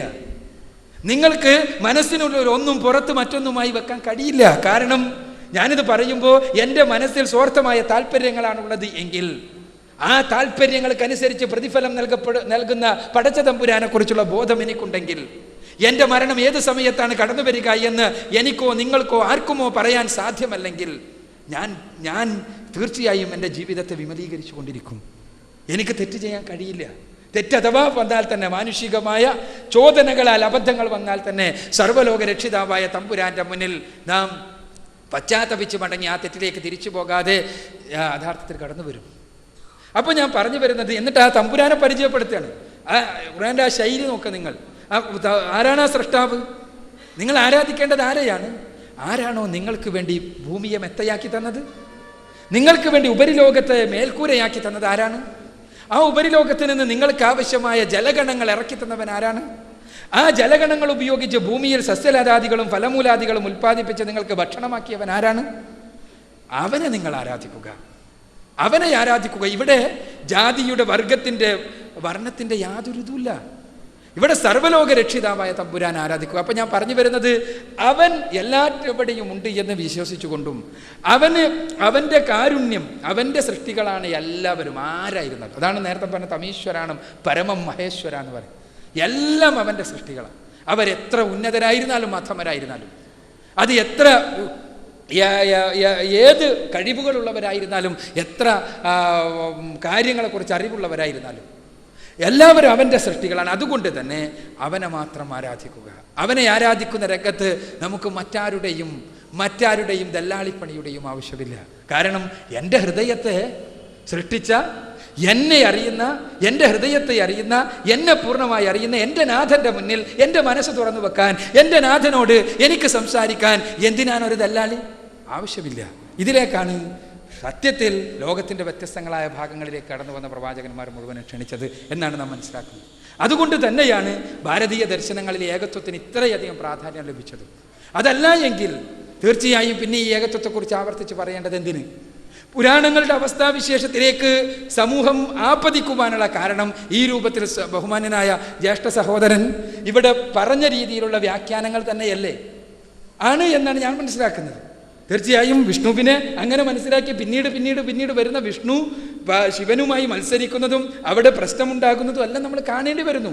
എൻ്റെ സർവ്വലോക രക്ഷിതാവായ തമ്പുരാൻ്റെ 3 മൂർത്തികളെ കൽപ്പിച്ചപ്പോൾ വിഷ്ണുവിൻ്റെ ആളുകളും ശിവൻ്റെ ആളുകളും അങ്ങനെ ഓരോരുത്തരുടെ ആളുകളുമായി മാറുന്ന അവസ്ഥയാണ്. പിന്നീട് ആർക്കാണ് കൂടുതൽ കഴിവ് എന്നുള്ള വിഷയത്തിലുള്ള ചർച്ചയാണ് ഇന്ന് മനുഷ്യദൈവങ്ങളുടെ വിഷയത്തിൽ നടക്കുന്നത് പോലെ തന്നെ. മനുഷ്യദൈവങ്ങളുടെ ദല്ലാളിമാർ ആളുകളെ പിടിക്കാൻ നടക്കാണ്. അല്ല എന്താ, ഓരോരുത്തർക്കും കഴിവ് കൂടുതൽ, രോഗശാന്തി കൂടുതൽ, ശുശ്രൂഷ കൂടുതൽ. അതിന് ജാതിയുടെ വ്യത്യാസമൊന്നുമില്ല കേട്ടോ. എല്ലാ വിഭാഗത്തിലും മനുഷ്യദൈവങ്ങൾ പല കോലത്ത് ദൈവം എന്ന് പറഞ്ഞാലും ഇല്ലെങ്കിലും എല്ലാം രംഗത്ത് വന്നുകൊണ്ടിരിക്കുന്നത്. അപ്പം ഞാൻ പറഞ്ഞു വരുന്നത്, ഇതിൽ നിന്നെല്ലാം മുക്തമായി സർവ്വലോക രക്ഷിതാവായ തമ്പുരാൻ അവനിൽ ഹൃദയത്തെ പൂർണ്ണമായി സമർപ്പിക്കാൻ കഴിയണമെങ്കിൽ അവനെ മാത്രം ആരാധിക്കുക. അവനെ ആരാധിക്കുക എന്ന് പറഞ്ഞാൽ എന്താ? ഹൃദയം തുറന്നു വെക്കുകയാണ്. എൻ്റെ ഹൃദയത്തിൻ്റെ വേദനകളും വേപതുകളും, എൻ്റെ മനസ്സിൻ്റെ തേങ്ങലുകളും, എൻ്റെ ആവശ്യങ്ങളുടെ പൂർണ്ണമായ സമർപ്പണവും ഞാൻ അവൻ്റെ മുന്നിൽ, എന്നെ അറിയാവുന്നവൻ്റെ മുന്നിൽ മാത്രം സമർപ്പിക്കുക എന്നുള്ളതാണ് ഈ രംഗത്ത് ഇസ്ലാമികമായ തത്വം.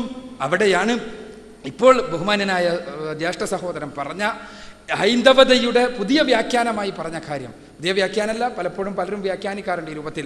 ആ വ്യാഖ്യാനങ്ങളുമായി നമുക്ക് വിയോജിക്കേണ്ടി വരുന്ന അടിസ്ഥാനപരമായ, ഇസ്ലാമിന് വിയോജിക്കേണ്ടി വരുന്ന അടിസ്ഥാനപരമായ കാര്യം ഇതാണ് എന്ന് മനസ്സിലാക്കുക എന്ന് മാത്രമേ പറയാൻ നിർവാഹമുള്ളൂ. അസ്സലാമു അലൈക്കും.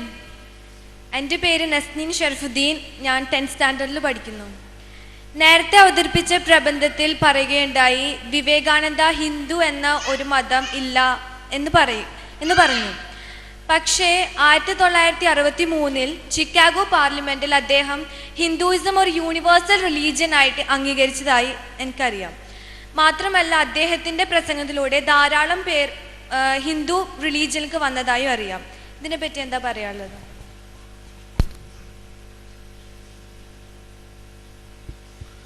നേരത്തെ വിഷയാവതരണത്തിൽ പറഞ്ഞത് വിവേകാനന്ദൻ ഹിന്ദു മതത്തെക്കുറിച്ച് പറഞ്ഞ കാര്യമാണ്. ഒരു മതം എന്നുള്ള നിലക്ക് ഹൈന്ദവത ചരിത്രത്തിൽ നിലനിന്നിട്ടില്ല. എന്നാൽ വിവേകാനന്ദനെല്ലാം പഠിപ്പിക്കുന്നത് ഹിന്ദുത്വം എന്നുള്ളത് അദ്വൈത ദർശനമാണ് എന്നുള്ളൊരു തലത്തിൽ നിന്നുകൊണ്ടാണ്. അത് ഭാരതത്തിൻ്റെ സംസ്കാരമാണ് എന്ന് അദ്ദേഹം അവകാശപ്പെടുകയും ചെയ്യുന്നു. അദ്ദേഹം ചിക്കാഗോയിൽ വെച്ച് നടന്ന സർവമത പാർലമെന്റിൽ ഹിന്ദുത്വത്തിൻ്റെ പേരിൽ അവതരിപ്പിച്ചത് ഈ അദ്വൈത ദർശനത്തെയാണ്. ആ അദ്വൈത ദർശനത്തിൽ ആകൃഷ്ടരായ പല ആളുകളും, പല പാശ്ചാത്യരും അദ്ദേഹത്തിൻ്റെ ശിഷ്യന്മാരായി വരികയും ചെയ്തിട്ടുണ്ട്. എന്നാൽ ഹിന്ദു എന്ന പേരിൽ ഒരു മതമോ ഒരു ദർശനമോ ഇന്ത്യയിൽ നിലനിന്നിട്ടില്ല എന്നും, അതുണ്ടായത് സിന്ധു എന്നുള്ള പദത്തിൻ്റെ രൂപാന്തര സംജ്ഞയായിക്കൊണ്ടാണ് എന്നും, പിൽക്കാലഘട്ടത്തിലാണ് ഹിന്ദു എന്നുള്ള പദമുണ്ടായത് എന്നും ഭാരതീയ ദർശനം എന്നുള്ളത് ആ ദർശനത്തിൻ്റെ ഒരു മൊത്തമായ തലമാണ് അദ്വൈത ദർശനം എന്നുമാണ് അദ്ദേഹം സ്ഥാപിക്കാൻ വേണ്ടി പരിശ്രമിക്കുന്നത്. അത് രണ്ടും നേരത്തെ പറഞ്ഞ ചോദ്യകർത്താവ് സൂചിപ്പിച്ച കാര്യവും വിഷയ അവതരകം പറഞ്ഞതും രണ്ടും കോംപ്ലിമെൻ്ററിയാണ്. രണ്ടും ഒരേ വശത്തിൻ്റെ തന്നെ രണ്ട് തലങ്ങളാണ് എന്നർത്ഥം. വിവേകാനന്ദൻ പറഞ്ഞത് ഹിന്ദുത്വം, ഹിന്ദു എന്നുള്ള പദവും ഹിന്ദു മതത്തിൻ്റെ ഉൽപ്പത്തിയുമായി ബന്ധപ്പെട്ട് ഉള്ള കാര്യങ്ങളാണ്. എന്നാൽ വിവേകാനന്ദൻ സ്വീകരിച്ച ദർശനം അദ്വൈത ദർശനമാണ്. ആ അദ്വൈത ദർശനത്തെ കുറിച്ചാണ് അദ്ദേഹം ഹിന്ദുത്വമായി പരിചയപ്പെടുത്തിയത്, ഹിന്ദുവായി, ഹൈന്ദവ ദർശനമായി, ഭാരതീയ ദർശനമായി അദ്ദേഹം പരിചയപ്പെടുത്തിയത്. ആ അദ്വൈത ദർശനത്തിൽ ആകൃഷ്ടരായ ആളുകളാണ് അദ്ദേഹത്തിൻ്റെ ശിഷ്യന്മാരായി വന്നത്. ഷിജിൽ പാവർട്ടി സാർ, ഭാരതത്തിൽ ഉപനിഷത്തുക്കൾ നമ്മെ പഠിപ്പിക്കുന്നത് നന്മ ചെയ്തുകൊണ്ട് സ്വയം ഈശ്വരനാവുകയും മറ്റുള്ളവർക്ക് വേണ്ടി നന്മ പ്രവർത്തിക്കുകയുമാണ് പറയുന്നത്. ഭാരതീയ 6 ആസ്തിക ദർശനങ്ങളും 6 നാസ്തിക ദർശനങ്ങളും നമ്മെ വ്യക്തമാക്കുന്നത് വ്യക്തിഗതനായ ഈശ്വരനെ കുറിച്ച് പരാമർശിക്കുന്നില്ല. മറിച്ച് സെമിറ്റിക് മതങ്ങളിൽ വ്യക്തിഗതനായ ഈശ്വരനെ ഉയർന്ന സ്ഥാനം കൊടുക്കുന്നു. ഇത് തമ്മിലുള്ള വൈരുദ്ധ്യം എന്താണ്?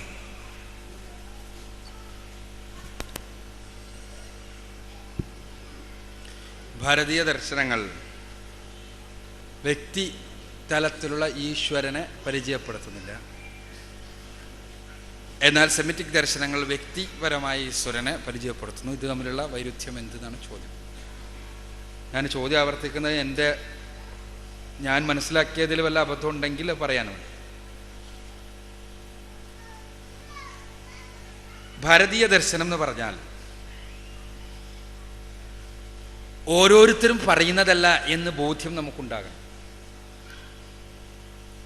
ഭാരതീയ ദർശനത്തിൻ്റെ ആളാണ് എന്ന് പറഞ്ഞിട്ട് എനിക്കും ഇവിടെ എന്നിട്ട് എന്തെങ്കിലും പറയാം. ഏതും ഭാരതീയ ദർശനം എന്ന് വേണമെങ്കിൽ പറയാം. ഞാനും ഭാരതത്തിലുള്ള ആളാണല്ലോ. ഇപ്പറഞ്ഞ ഷഡ് ദർശനങ്ങൾ സുഹൃത്ത് സൂചിപ്പിച്ച അവിടെയുള്ള ഈശ്വര സങ്കല്പങ്ങൾ തമ്മിൽ തന്നെ വ്യത്യാസമുണ്ട്. ആ ഈശ്വര സങ്കല്പങ്ങളിൽ പല രൂപങ്ങളിലുണ്ട്. വ്യക്തി എന്നുള്ള നിലക്ക് തന്നെ ഈശ്വരനെ പരിചയപ്പെടുത്തുന്ന നിരവധി വചനങ്ങൾ ഉപനിഷത്തുകളിലും മറ്റും കാണാൻ കഴിയും. വ്യക്തി എന്ന് പറയുമ്പോൾ നമ്മളൊരു മനുഷ്യക്കോലത്തിലേക്ക് കൊണ്ടുവരുന്നു എന്നല്ല, മനുഷ്യക്കോലത്തിലേക്ക് കൊണ്ടുപോകുന്ന പുരാണങ്ങളുടെ കോലമാണ്. അത് വേറെ വശം. അതങ്ങനെയുണ്ട്. പുരാണങ്ങളിൽ ഈശ്വര സങ്കല്പം മൂർത്തവൽക്കരിക്കപ്പെടുകയാണ്, മൂർത്തീകരിക്കപ്പെടുകയാണ്. ഇപ്പൊ നിങ്ങൾ നോക്കുക, പല വചനങ്ങളിലും ഈശ്വരനെ ദേവന്മാരുടെ ദേവനായി പരിചയപ്പെടുത്തുന്ന നമുക്ക് കാണാൻ കഴിയും. ദേവന്മാരുടെ ദേവനായ പടച്ചതമ്പുരാൻ, ഈശ്വരന്മാരുടെ ഈശ്വരനായ പടച്ചതമ്പുരാൻ.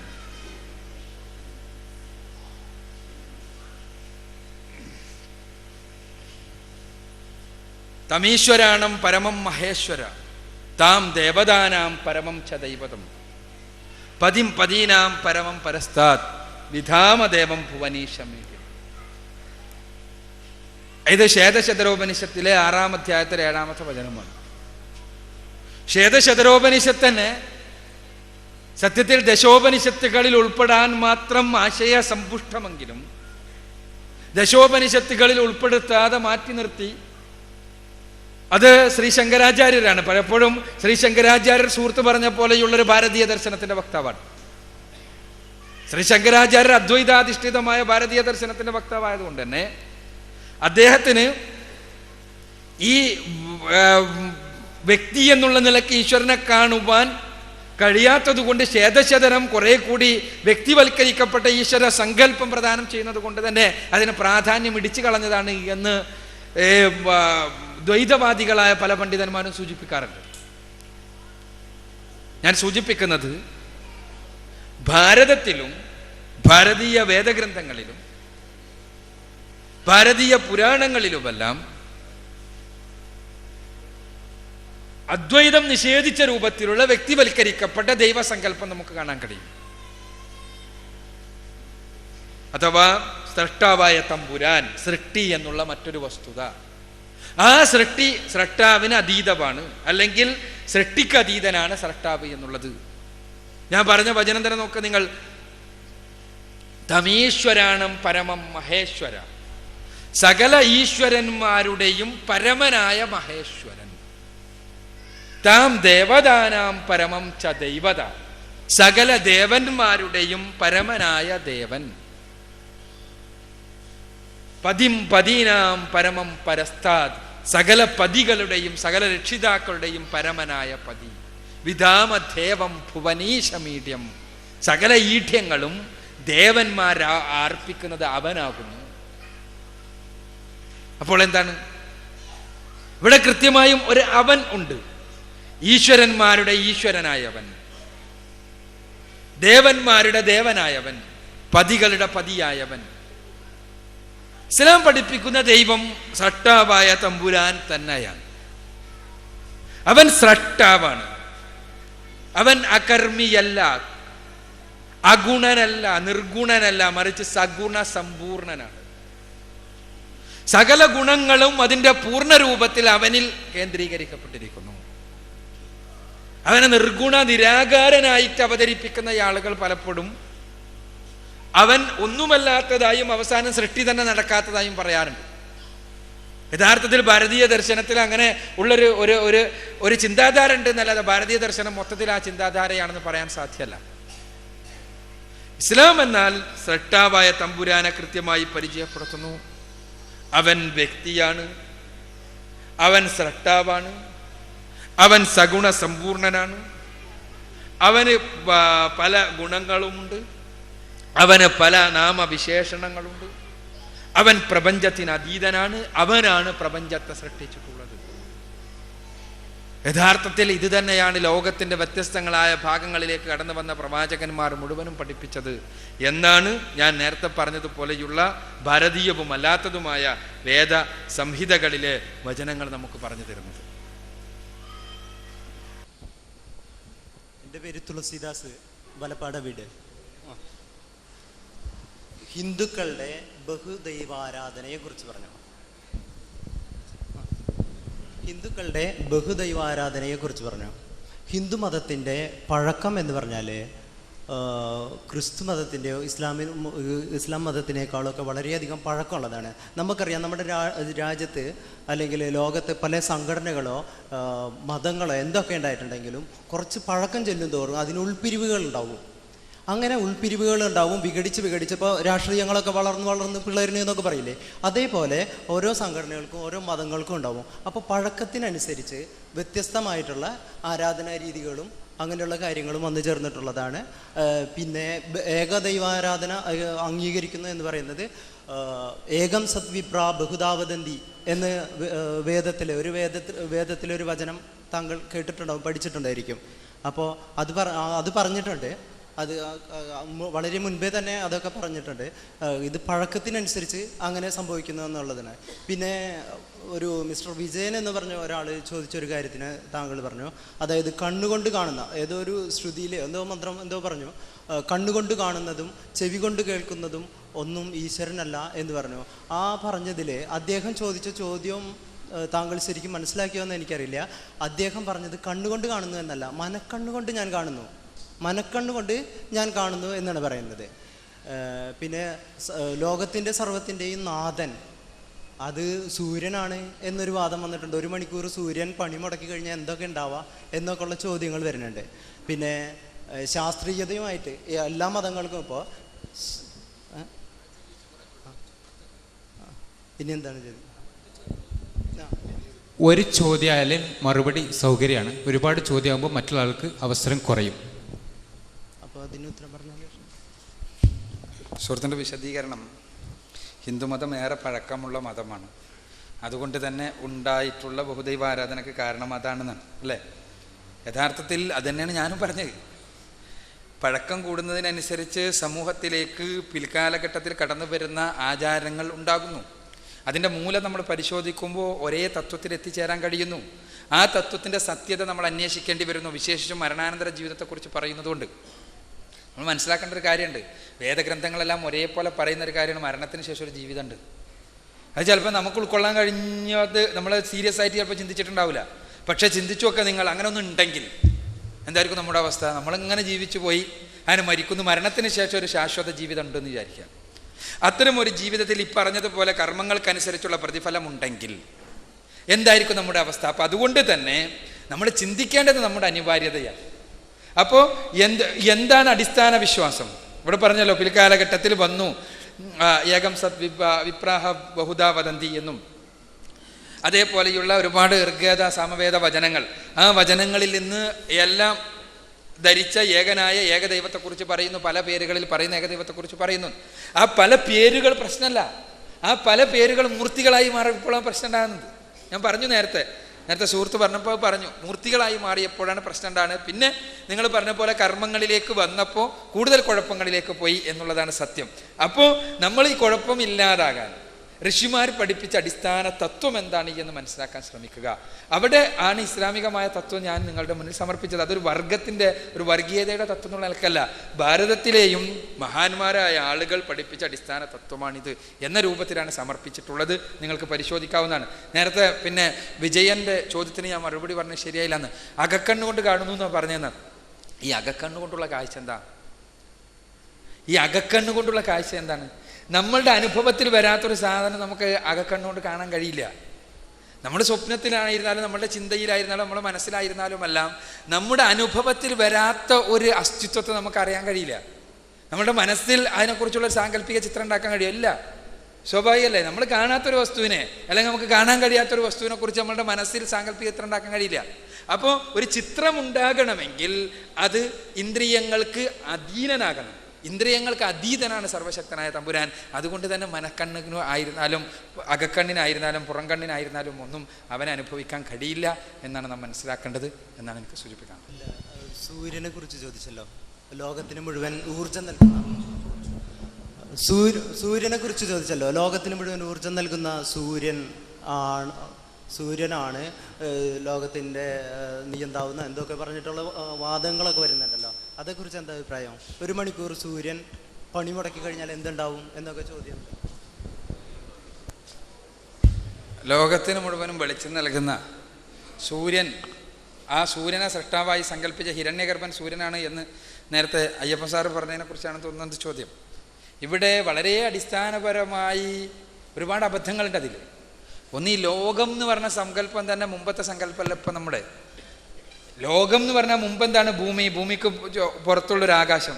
ആ ആകാശത്തിൽ ഇങ്ങനെ ആരോ മേടി വെച്ചിട്ടുള്ള സൂര്യനും ചന്ദ്രനും നക്ഷത്രങ്ങളല്ലോ. ആ ആകാശം ഇങ്ങനെ തിരിയുന്നതിനനുസരിച്ച് രാത്രി ചന്ദ്രൻ വരുന്നു, നക്ഷത്രം വരുന്നു, പകല് സൂര്യൻ വരുന്നു. ഇതാണ് നമ്മുടെ മുൻപുള്ള സങ്കല്പം. ആ സങ്കല്പ പ്രകാരം ലോകത്തിന് മുഴുവനും വെളിച്ചം നൽകുന്ന സൂര്യനാണ്. ഇന്നത്തെ നമ്മുടെ സൂര്യനെ കുറിച്ച് നമ്മുടെ സങ്കല്പം എന്താണ്? ഇന്ന് നമ്മൾ അറിഞ്ഞെടുത്തോളം 30,000 കോടി ഗാലക്സികളാണ് ഇന്ന് നമുക്ക് നമ്പർ ചെയ്യാൻ കഴിഞ്ഞിട്ടുള്ള, എണ്ണാൻ കഴിഞ്ഞിട്ടുള്ളത്. 30,000 കോടി ഗാലക്സികൾ. അതിൽ ഓരോ ഗാലക്സിയിലും 10,000 കോടിയോളം നക്ഷത്രങ്ങളുണ്ട്. ആ നമ്മുടെ ഗാലക്സിയായ മിൽക്കി വേ എന്ന ക്ഷീരപഥം എന്ന ഗാലക്സിയിലെ 10,000 കോടി നക്ഷത്രങ്ങളിൽ ഒന്ന് മാത്രമാണ് സൂര്യൻ. ആ സൂര്യന് ചുറ്റും ചുറ്റിത്തിരിയുന്ന ഗ്രഹങ്ങളാണ് ഭൂമിയും ബുധനും ശുക്രനും ചൊവ്വയും ശനിയും എല്ലാം. ഈ ഗ്രഹങ്ങൾ പിന്നീട് ഉപഗ്രഹങ്ങൾ മറ്റും മറിച്ചല്ലോ. അത് അല്ല, സൂര്യനുമായിട്ട് ബന്ധപ്പെടുന്നത് ആ സൗരയൂഥ വ്യവസ്ഥ മാത്രമാണ്. ഇതേപോലെയുള്ള 10,000 കോടി സൗരയൂഥങ്ങൾ നമ്മുടെ ഗാലക്സിയിൽ തന്നെ ഉണ്ട്, നമ്മുടെ നക്ഷത്രക്കൂട്ടത്തിൽ തന്നെ ഉണ്ട്.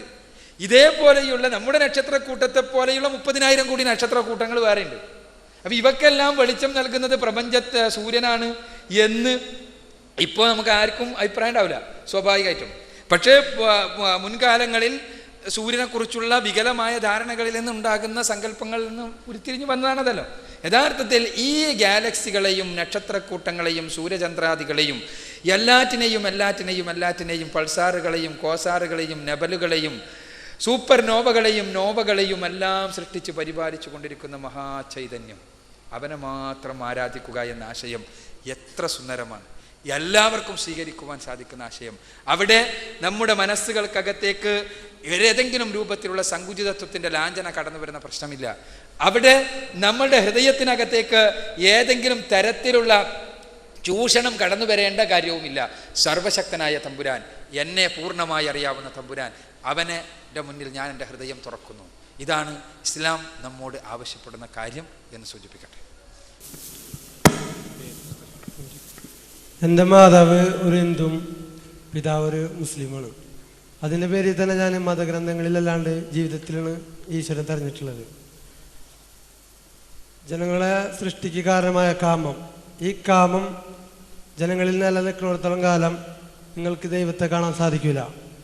അതിനെ ഭാര്യയുമായി മാത്രം ലൈംഗിക ബന്ധത്തിൽ ഏർപ്പെടാമെന്ന് മുസ്ലിം നിയമപ്രകാരം കൊടുത്തിരിക്കുന്നു. ഒരിക്കലും നിങ്ങൾക്ക് നിങ്ങളുടെ ഭാര്യയിൽ കാമാസക്തി തീർക്കാൻ സാധിക്കില്ല. കാരണം ജീവിതത്തിൽ മനുഷ്യൻ്റെ മനസ്സിന് ഈശ്വരൻ കൊടുത്തുള്ള അവസ്ഥയാണ് മടുപ്പ്. അതിൻ്റെ പേരിൽ ഒരിക്കലും നിങ്ങളെ ഇണയിൽ നിങ്ങൾക്ക് തൃപ്തി കണ്ടെത്താൻ സാധിക്കില്ല. അപ്പോൾ ഈശ്വരനിലേക്ക് തിരിയണമെങ്കിൽ ഈ കാമം പാടില്ല. അതിനുപേക്ഷിക്കാൻ പറഞ്ഞ ഹിന്ദു മതം തീർച്ചയായും ഇസ്ലാം മതത്തേക്കാൾ എത്രയോ മുന്തിയതാണെന്ന് എനിക്ക് തോന്നിയിട്ടുള്ളത്. ഈശ്വരൻ്റെ രൂപമല്ല, രൂപത്തിന് അതീതമാണ്. നിങ്ങളൊരു വ്യക്തിനെ പ്രേമിക്കുന്നു, സാധാരണ എല്ലാവരും ഉണ്ടാവും, ഇസ്ലാം ആയാലും. ആ പ്രേമിക്കുമ്പോൾ നമ്മൾ പറയുന്നത് ശരീരത്തിനല്ല മനസ്സിനാണ് പ്രേമിക്കുന്നത്.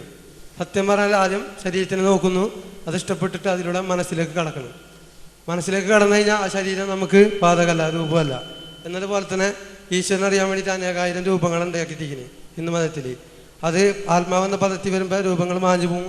അവർക്ക് ഏകദൈവ വിശ്വാസം സാക്ഷാത്കാരം കിട്ടും. ഇവർ എന്താണ് നിങ്ങളുടെ ചോദ്യം? ചോദ്യം തന്നെ ഇത് ചോദിച്ചോളൂ.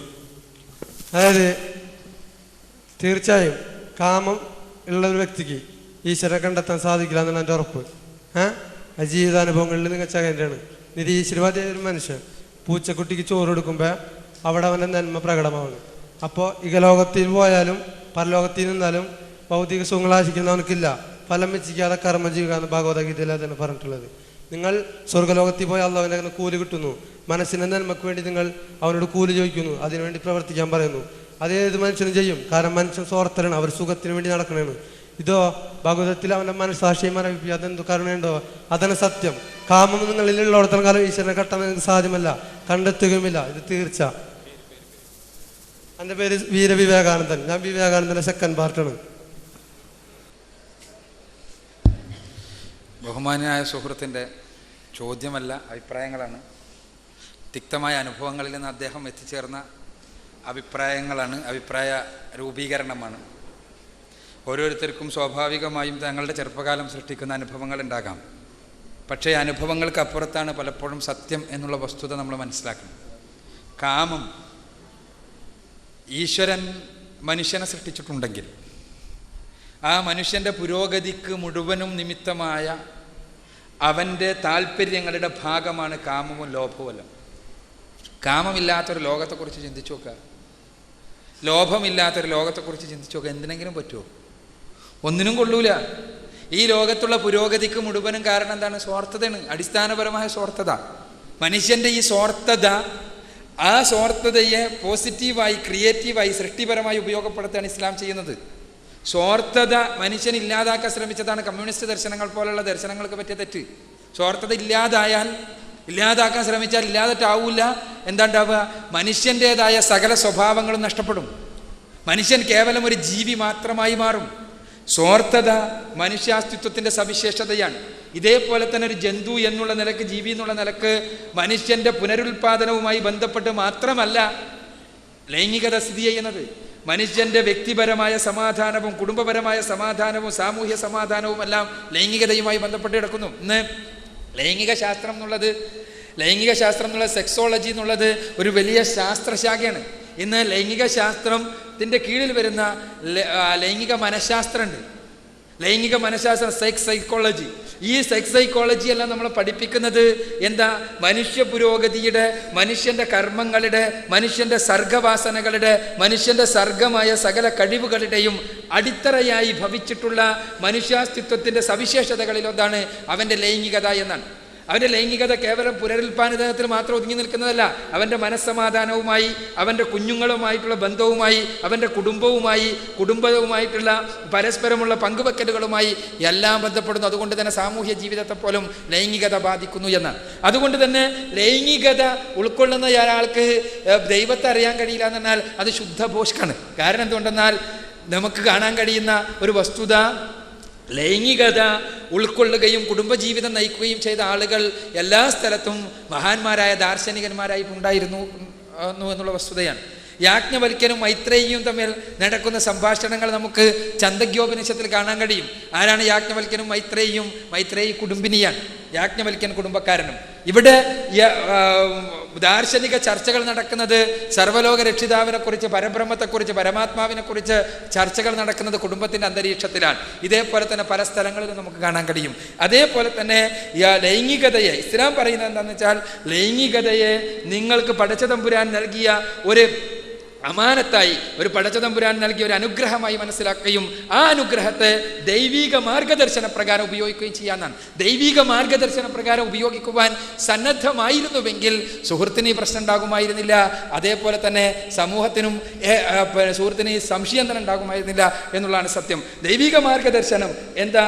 അത് പലപ്പോഴും നമ്മൾ ഇപ്പോൾ സുഹൃത്ത് പറഞ്ഞ ആ ഹിറാർക്കിയിൽ നോക്കിയാൽ സ്നേഹവും പ്രേമമെല്ലാം വിവാഹത്തിന് മുൻപാണ്. ഇസ്ലാം പറയുന്നത് എന്താ വെച്ചാൽ വിവാഹം കഴിഞ്ഞിട്ടാണ് പ്രേമിക്കേണ്ടതെന്നാണ്. പലപ്പോഴും നമ്മുടെ ആധുനിക സമൂഹത്തിൽ ഉണ്ടാകുന്നത് എന്താ വെച്ചാൽ, ഉള്ള പ്രേമം മുഴുവനും കല്യാണത്തിന് മുമ്പ് എടുത്തു പയറ്റി അതെല്ലാം വറ്റിപ്പോയി പിന്നീട് വിവാഹം നടക്കുകയും ആ പിന്നീട് വറ്റിയ പ്രേമം പിന്നെ ഉണ്ടാവില്ല.